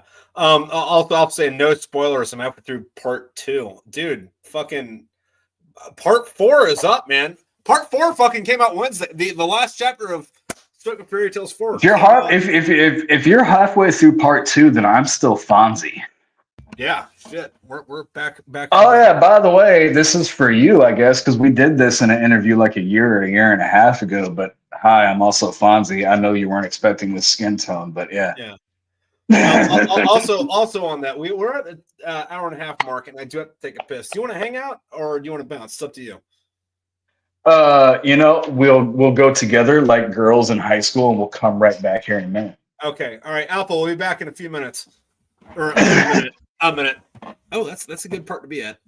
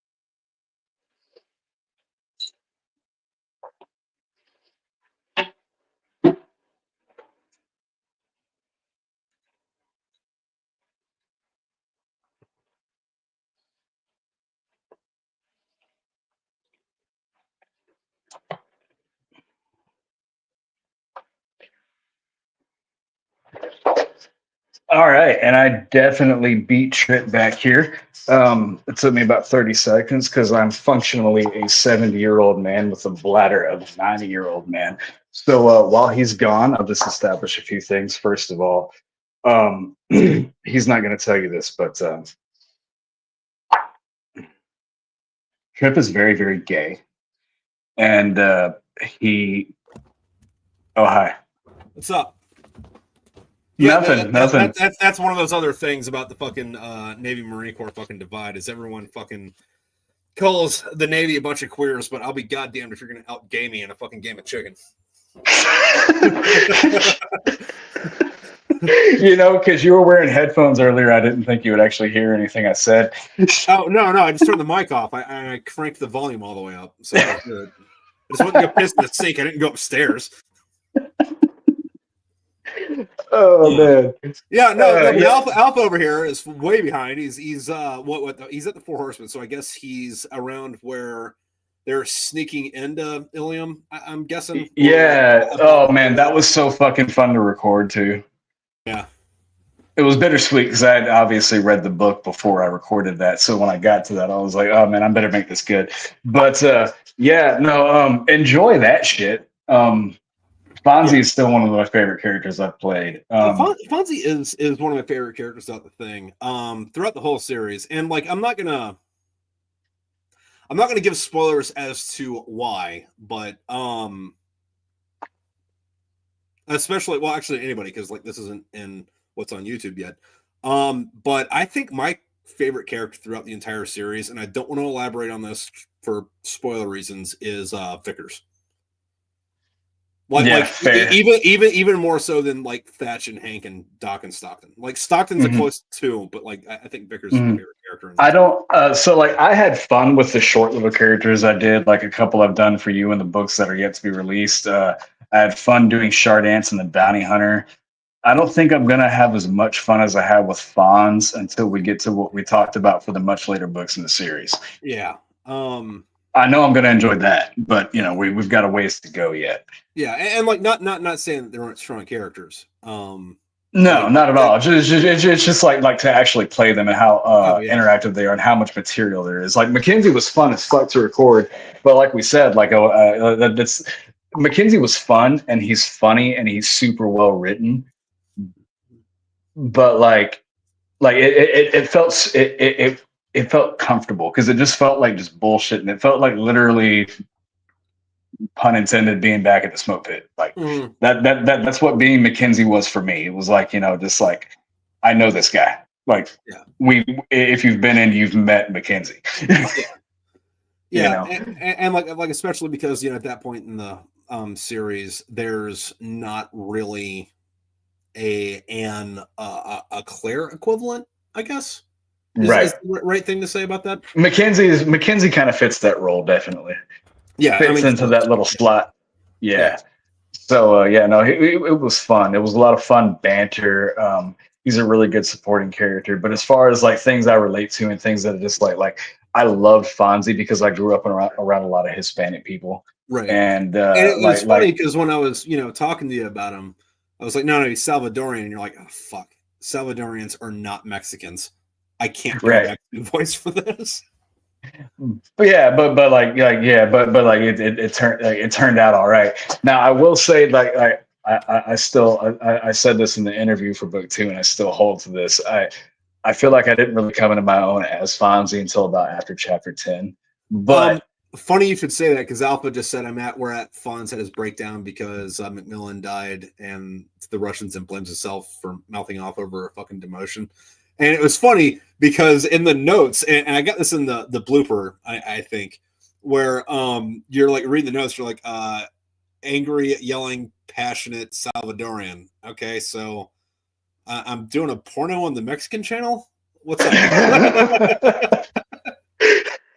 I vaguely remember saying that. That's what's funny is you asked me recently. You're like, hey, in your blooper reels, are you like putting on a little bit because you know I do a blooper reel? And the honest answer to that is I wish I was.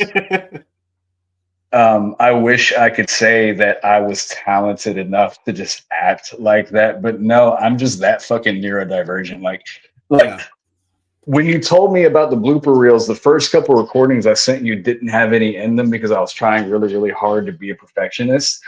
But like, I didn't know that there were blooper reels the first couple times I sent you shit. And I cut out shit like that. The first time I was doing it, it was like, hey man, I got this chapter. Can you get me this chapter by next week? And it was very, we're doing this now, this now, this now. Also, that's, I don't want to, I didn't know what the fuck I was doing for the first few books. And Alpha, the first 3 will get a remaster at some point, no time soon. But because of that kind of shit.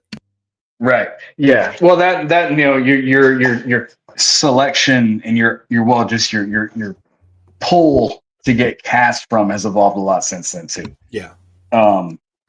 Yeah, I'm like 5 or 6 chapters into the first book, and like I'm loving it already because A, I'm not playing the chicks, and B, I'm not playing everybody besides fucking Doc.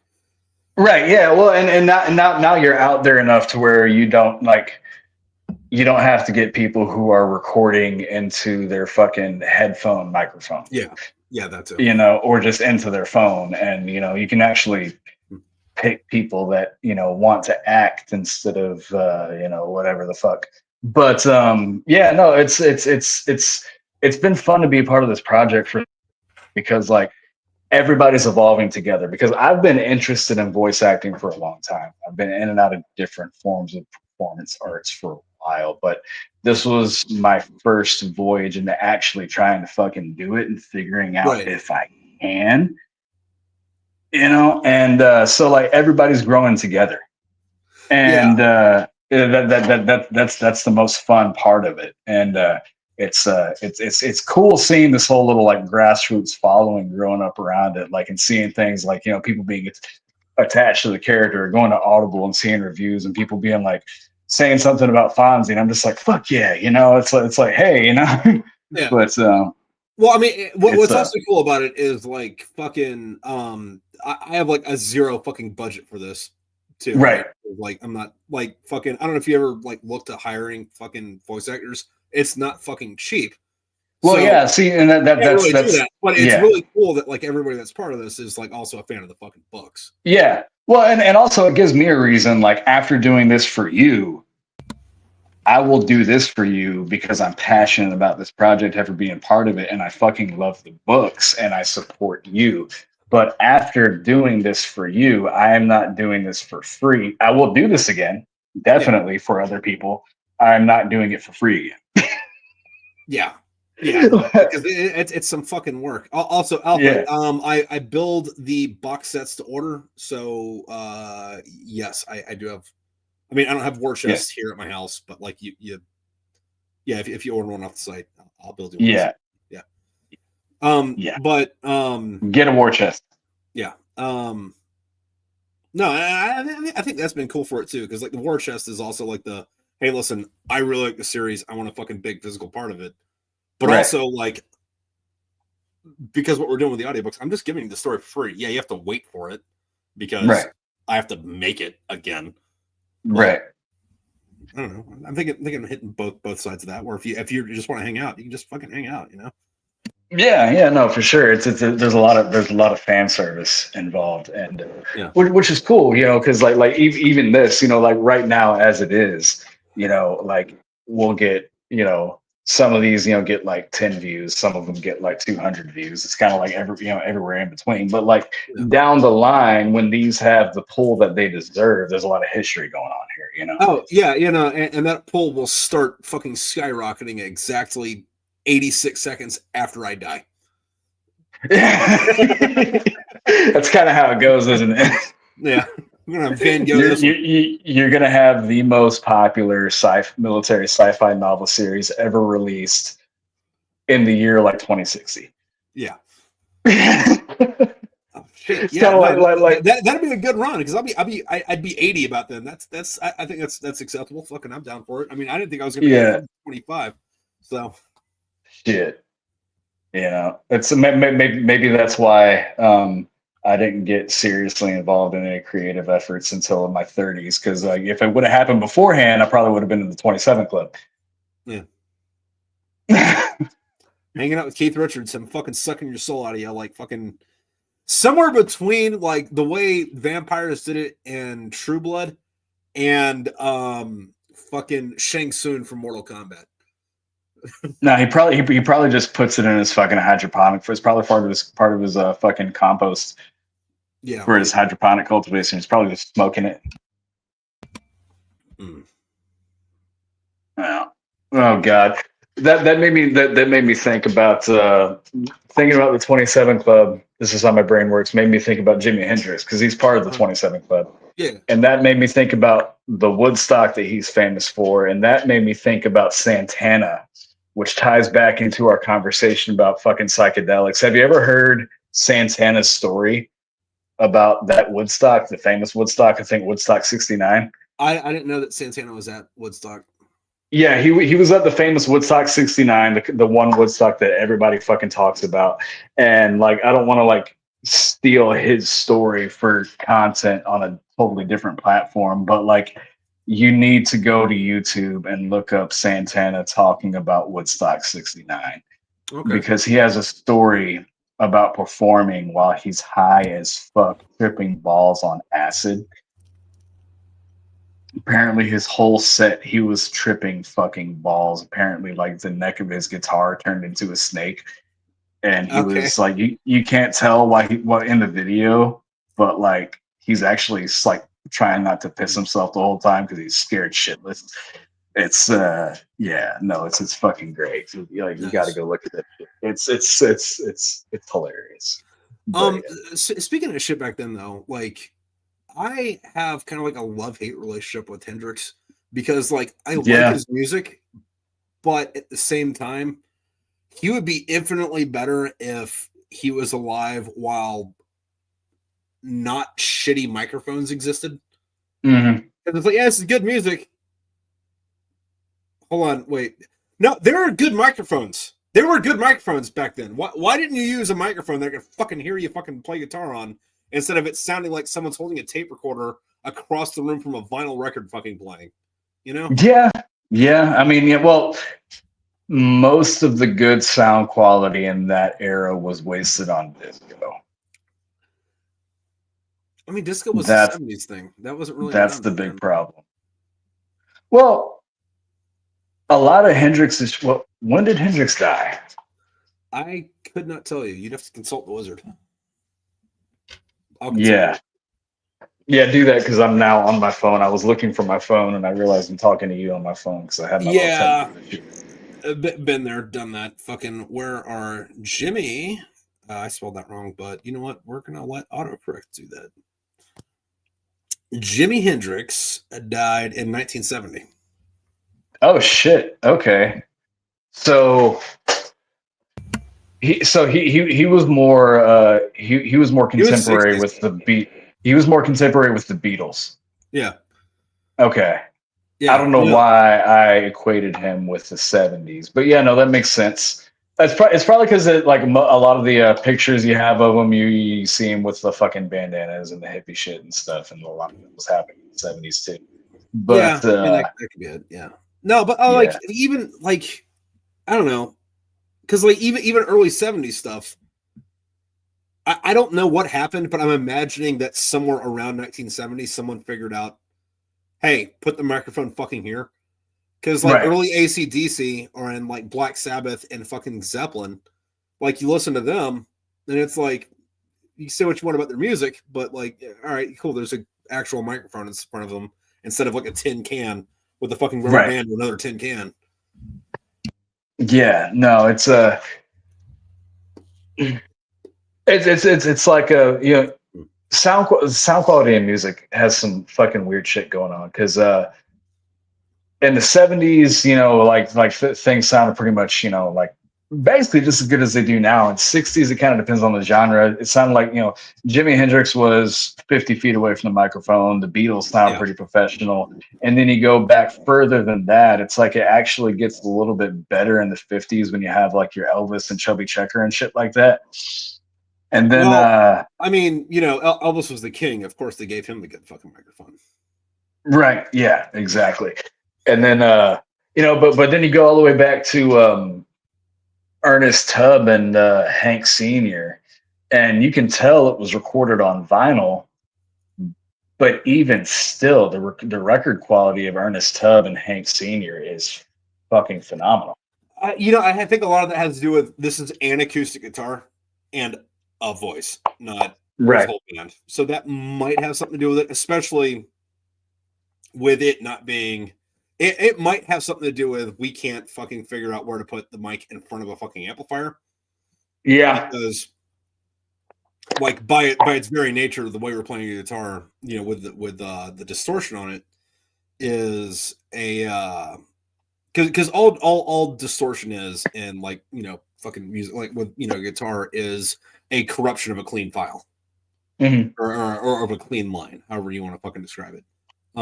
We got a clean line coming in, and we're just gonna fuck it up until it sounds like this, which is where you get different shit, like your fucking fuzz and your muff and your like actual true distortion and shit. Where like fuzz is like we're just gonna turn the gain all the way up to where like the amplifier technically can't handle it, and this is just what it's outputting because it can, and that's how you get that fuzzy sound. Right. Yeah, which you know, you give that a lot of the credit for that goes back to people like Buddy Guy. That goes back to, you know, like the blues and stuff. I remember seeing an interview with Buddy Guy. A lot of people had asked him, like, where'd you get that tone? Like, that tone is amazing. And he's like, well, I was fucking poor. Yeah. So I had this busted amplifier that had a hole in the back where I could keep my liquor bottles, and it only really worked at max volume, and I couldn't turn it down any lower because the fucking knob was stuck. Yeah. And when I plugged my little shitty guitar into that amplifier, it was stuck on 11 and had a bottle of fucking liquor in the back and the hole in it. That's just kind of how it sounded. Yeah. And, you know, and when it comes to sound quality too, that's another thing. I think some of the best acoustic recordings were done by Sun Records in the heyday of Lightning Hopkins and Muddy Waters.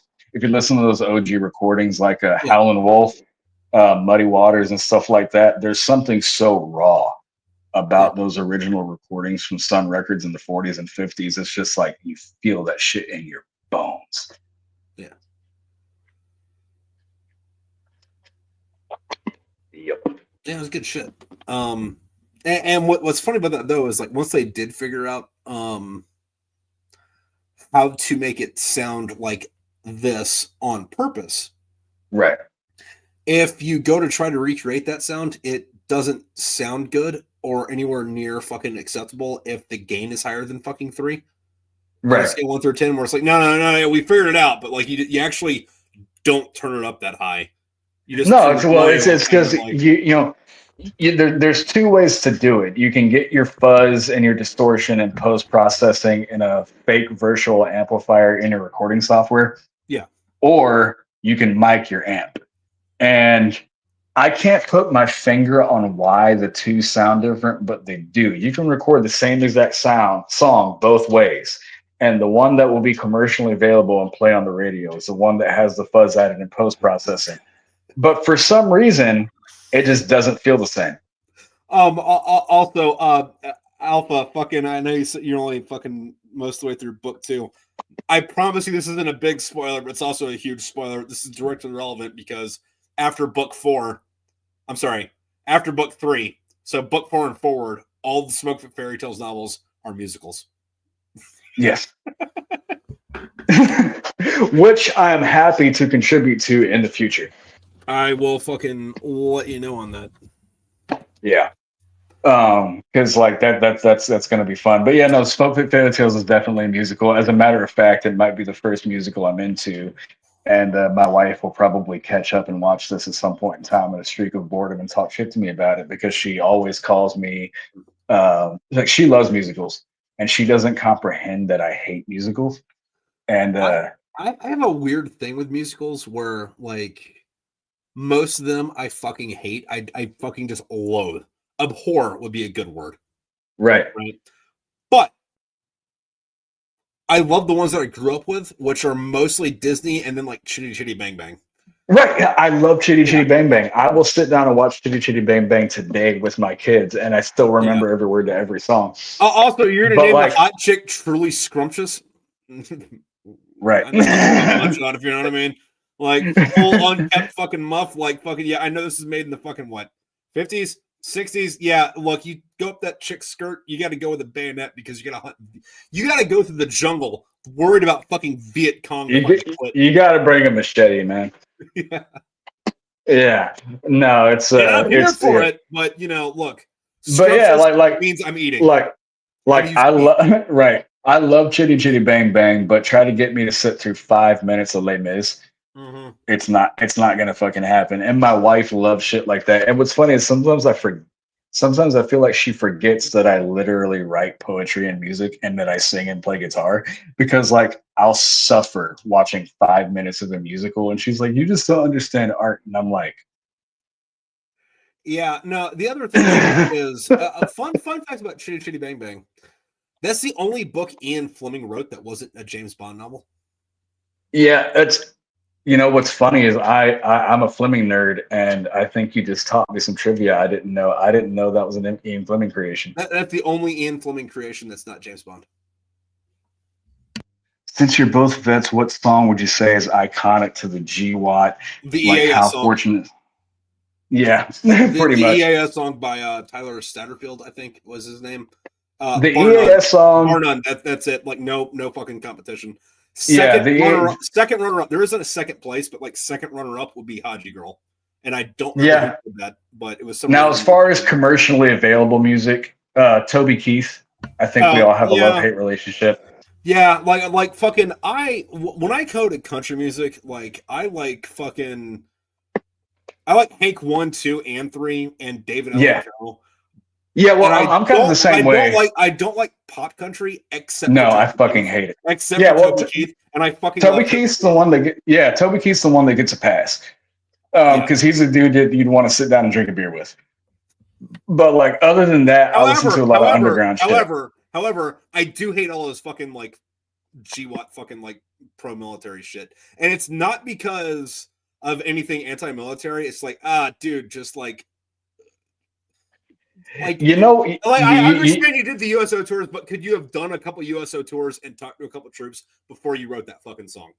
Yeah, well, you know what my thing about Toby Keith's patriotic songs is, if I am completely alone and 6 beers deep, I will sing along to Courtesy of the Red, White, and Blue. The problem is that I hate most of the people that love Courtesy of the Red, White, and Blue. You know, I don't mind that song. I really do hate the song "Fucking American Soldier." Mostly because I'm a Marine, and like every time I hear a song, I'm kind of like throwing holy water on a demon, where I'm like, God, no. Yeah. Like fucking, I should have been a cowboy, or like fucking, how do you like me now? Yeah. It's like fantastic songs. Like it's because he's such a great songwriter. Well, everybody makes that dumbass meme about like fucking Garth Brooks's fucking Where are the Bodies? No. Fucking I showed up in boots, fucking that song. I love that song though. It's like, that's cool and all, but like, no, I should have been a cowboy. It's the better song. Fuck you. Like, I will die on this hill. Yeah. No, Toby Keith's one of the last people in mainstream country I have real respect for. Most of the guys I listen to now, you're not getting. I mean, they're touring, they're making good money off of making music full time, but you're never going to hear them on mainstream radio or see them on CMAs. Yeah, and I don't even know any fucking mainstream shit. And by mainstream, I don't even mean like not B-list. I mean like not random guy on YouTube, because there's good shit that were random guys on YouTube. Yeah, exactly. Well, like, see, the thing is, like even though I write country and I keep my ear to it, most of the shit I follow and pay attention to is shit that's considered underground. And I only really know what's going on in mainstream company when I'm in mainstream country when I'm unfortunate enough to have to take a piss in a truck stop, because like a Loves or a fucking I know your mid thought, but I do love Loves. I love Loves. I hate their playlist. That's like I'm not there for that. I'm there for the fucking taquitos and the fucking like. Oh yeah, well that they have the best bathrooms too. Yeah, I don't know, I don't know if they use this up there, but their fucking urinal pads have this like orange scent. I want to coat my whole fucking house in whatever they use in their bathrooms. I would just say their shitters comparable to fucking Barnes and Noble. Yeah, no shit. That weird period where bands went from anti-GWAT to doing patriotic songs. Yeah, like the one band that songs and GWAT shit that we don't talk about. I have no idea what the fuck he's talking about. The only one I can think of is, and I only know this because someone else sat me down and made me listen to it, but there's My Chemical Romance album where the whole thing's My Chemical Romance and like the last song's like the national anthem. And it's like, yeah.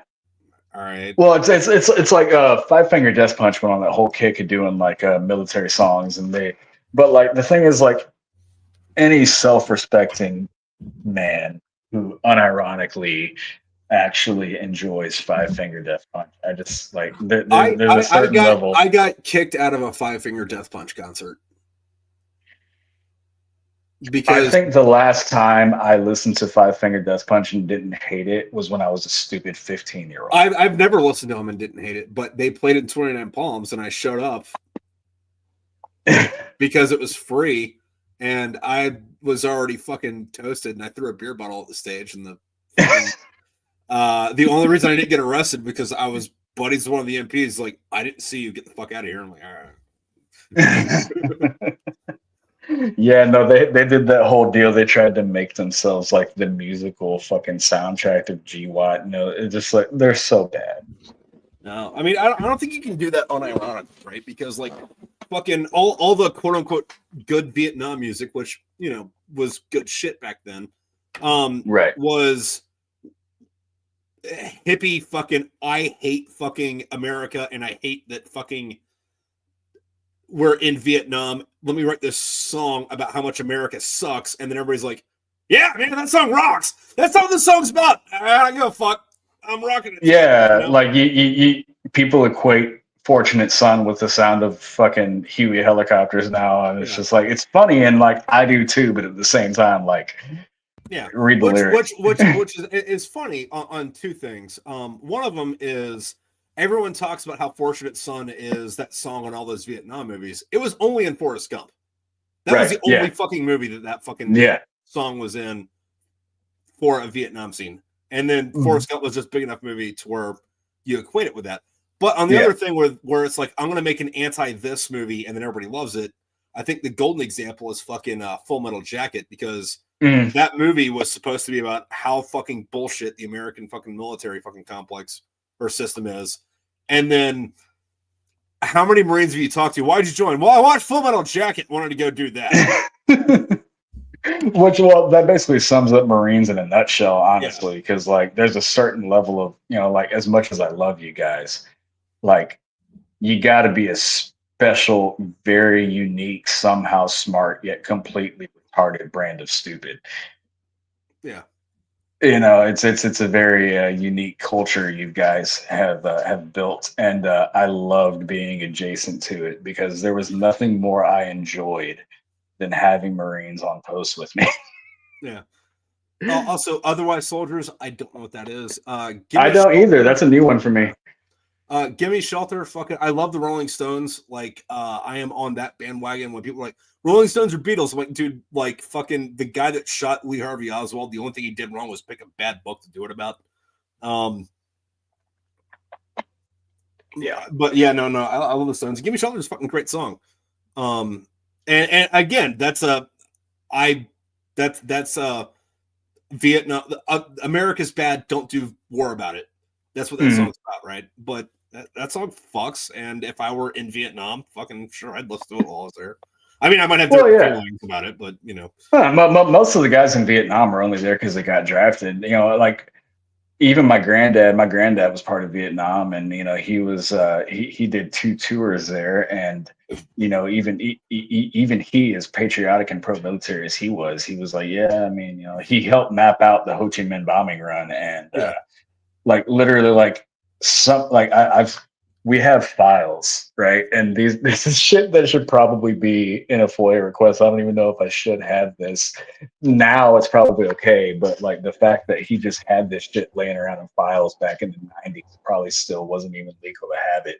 But I remember, like after my granddad passed in like 2000 to 2001, going through all this shit, and literally had these folders and like reel-to-reel tapes, and they had pictures of areas where I'm pretty sure we weren't supposed to be, where my granddad was the guy that wrote in red marker, circling certain parts and like X's and writing notes on maps. And I'm like, oh shit, like what the fuck? Because he was a radar operator. So like his job was to go out there behind enemy lines and like secret radar shacks and like map out bombing runs and shit. And some of that shit said Ho Chi Minh on it. And I was like, fuck. Well, what's interesting about that though is I took a deep dive on was it you remember the movie Hamburger Hill? Do what? Do you remember the movie Hamburger Hill? Yeah, it's a long time ago. I've seen that. Not a great movie, but like it's fine for a fucking random war movie. But I took a deep dive into it, and apparently when it happened, the media played it up as like, we're losing Vietnam, and this is why, and there's all this fucking bad shit's going on, and this is the war is completely pointless because we send troops in and they kill and die, and then they move them to a different hill, and then the Viet Cong or the NVA take that hill right back over. And there's this huge media outrage about it because a lot of fucking Americans died during it. And afterwards, they just moved to a different hill. And then, the NVA or the Viet Cong, whoever the fuck it was, took it back over. And I was like, oh, yeah, that's really fucked up.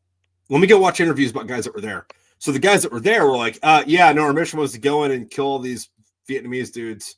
And we did that. And then we left. And then like they had people interviewing these guys in like the early 70s about it. Like, so what were you thinking about when you're on the hill?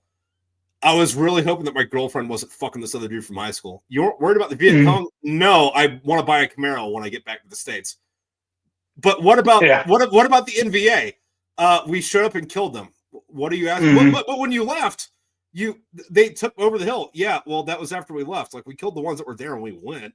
I really want to marry this girl, and if she's fucking Jeff, I'm gonna be pissed. like it's this weird mental thing about that where like. Well, I mean, it goes right back to what we were talking before. It's completely different than the guys on the ground, Oh, yeah, it goes right back to what we were talking before. Like a lot of people have this like fantastical vision of people in the military. Well, like I said before, it's literally just like the dude you went to high school with. Like we're normal ass people living normal ass lives. That just happens to be our 9 to 5. Yeah. Also, Alpha Sam Platoon, the most disastrous film about the war, and 187th Rakessans. I am not good at reading. I know. I know what I said. I'm not good at reading. 187th Rakessans cut their teeth on that hill. Yeah, no, fucking. I watched Platoon recently. Maybe last year. I watched Platoon last year for the first time since VHS. I only really have 2 points. A, not really a great movie, and B, Barnes was right.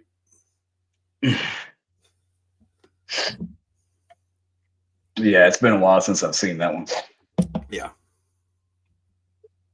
Yeah, that was probably one of those movies that I just kind of watched when I was a kid that would just happen to be playing on the TV.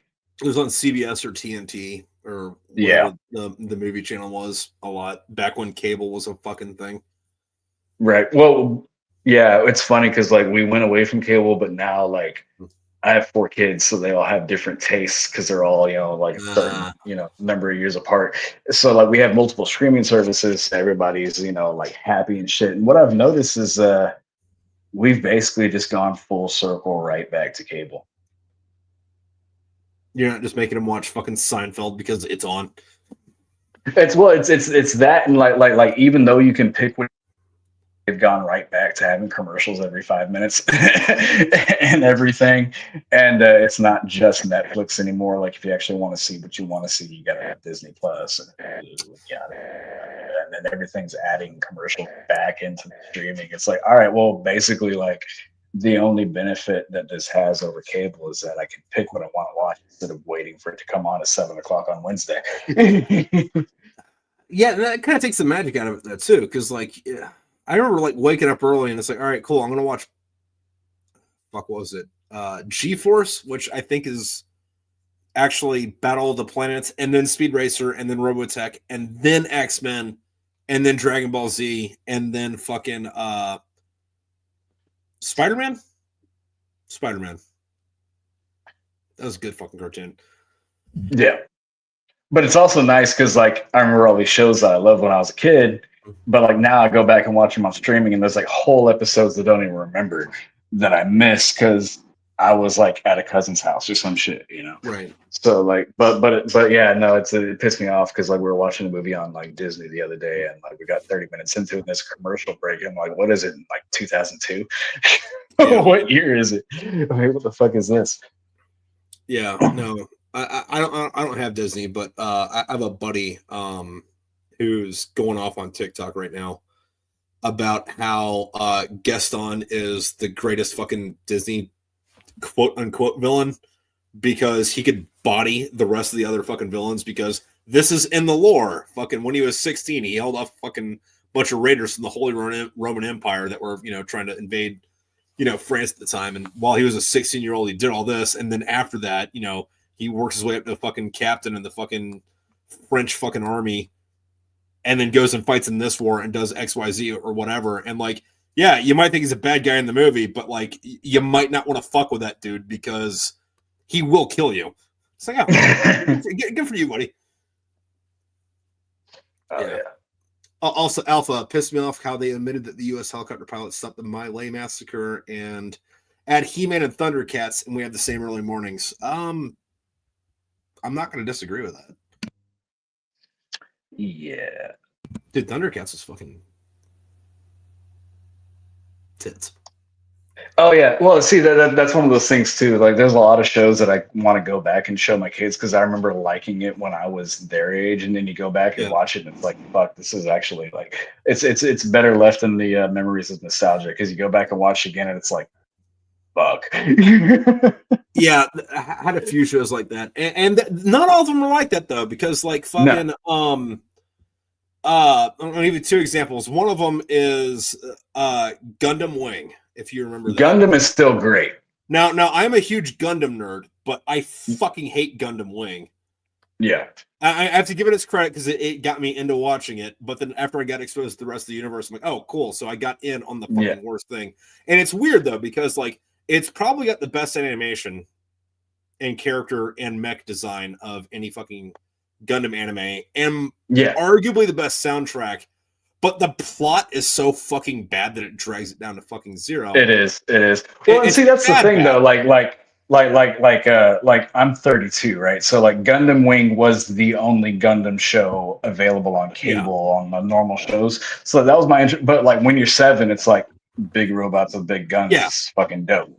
You know, and then and in the bigger universe, there's a lot better shit. However, on the flip side of that, one of the other ones I didn't expect, I just bought the DVDs just for nostalgia value, and if it sucked, I got the DVDs, and we don't have to talk about it sucking.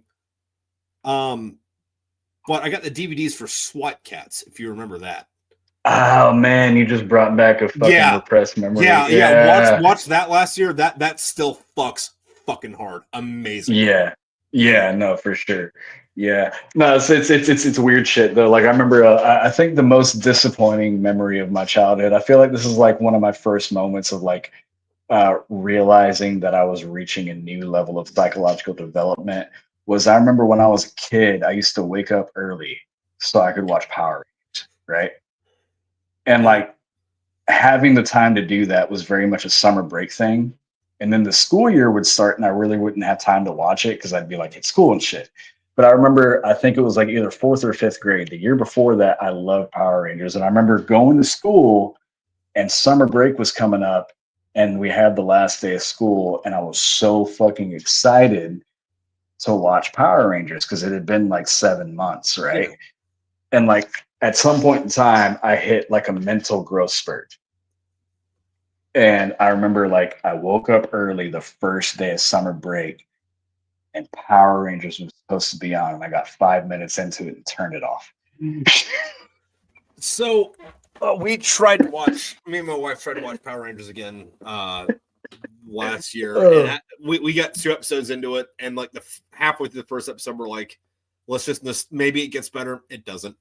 But, no, it's literally the fucking worst. But I want to still go back and watch the original Japanese one because apparently, from what I found out on the internet, the plot of the original one is Rita Repulsa, right? She's an ancient primordial being, and she was originally just some chick.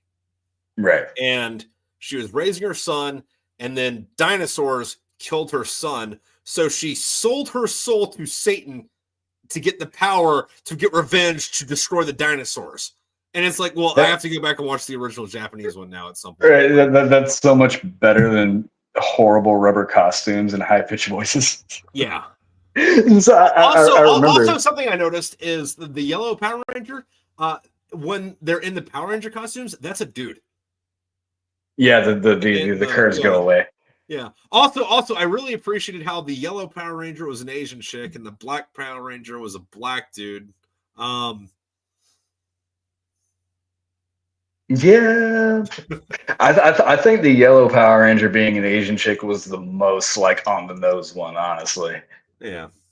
That's the funniest one. But yeah, no, like I just remember being so utterly disappointed. I think that was the first time I experienced what growing up is, because I was like, this is legitimately horrible. And I was like almost like embarrassed for myself because just a year before I had loved it. And then like I'm watching it and I'm like, what the fuck is this?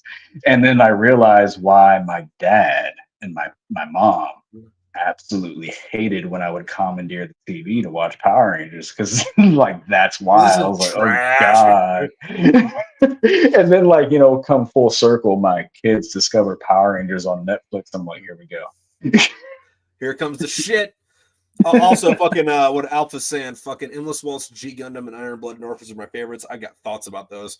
And there is Super Sentai for adults as well, Acrobanger and Garo. G Gundam is fun because it's like, hey, we want to do a tournament fighting thing, but we also want the giant robots. And we don't want to do the war is bad thing as much, kind of, sort of, unless you like really read between the lines. We just want to do Dragon Ball Z with Gundams. All right. Dragon Ball Z is another one that actually holds up to the test of time too. That's one that's still good when I'm 32. That was also good when I was 7. Yeah. Although as a dad, I will say Goku is an absolutely trash tier father.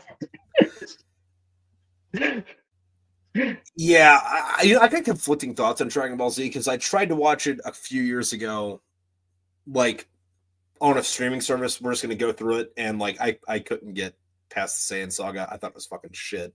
But I found a YouTube channel that just re-airs like VHS recordings of Toonami, like with the commercials and everything. It's like, oh, if you only have to watch Dragon Ball Z for like 7 minutes at a time, it works. Because like right when you're approaching the what the fuck are you gonna turn this off? Hey, weird commercial. Oh, okay, cool. I'm gonna like forget I'm watching anime and get back to like. Well, the commercial breaks actually saved the show because if you watch it without a commercial break, then it's just somebody screaming for 5 minutes. Yeah. Waiting which is a for shame like because whatever. I love the lore of Dragon Ball, right? Right. Like fucking like all the backstory shit's fucking great. All the build-up's great, and especially because like I love Dragon Ball too, right? Right. And I got a lot of problems with Dragon Ball Z when you get into the plot, especially because about Yamcha, because like, it's a meme. Oh, you use the fucking like you're playing the handheld version of Pokemon with the cards, and you dropped a fucking like grass card and it killed Yamcha. Where that's like a meme now, but like if you watch Dragon Ball, Yamcha was like the badass. And then as soon as Dragon Ball Z rolls around, it's like, this guy's going to be the fucking running joke. It's like, all right, Toriyama. Yeah, for sure. Oh, man. Yeah. Indeed. Indubitably. Holy shit, we're at 2 hours. Yeah, we are. Up to you, man. Do you wanna hang out or you wanna call it? You know what? I think I got some in-laws coming in this weekend. Okay. That's gonna be fun. I haven't seen them in a couple of years. So they live out of state. So it's one of those things where it's like a comfortable distance. You only have to acknowledge they exist every once in a while. Yeah, that's gonna be interesting. So yeah, I should probably I've been living off of 401k savings for a while, so I've been locked in a hole playing Oblivion Remastered, taking care of some VA appointments, and then once I get all that squared away, then I'll start looking for a job in earnest.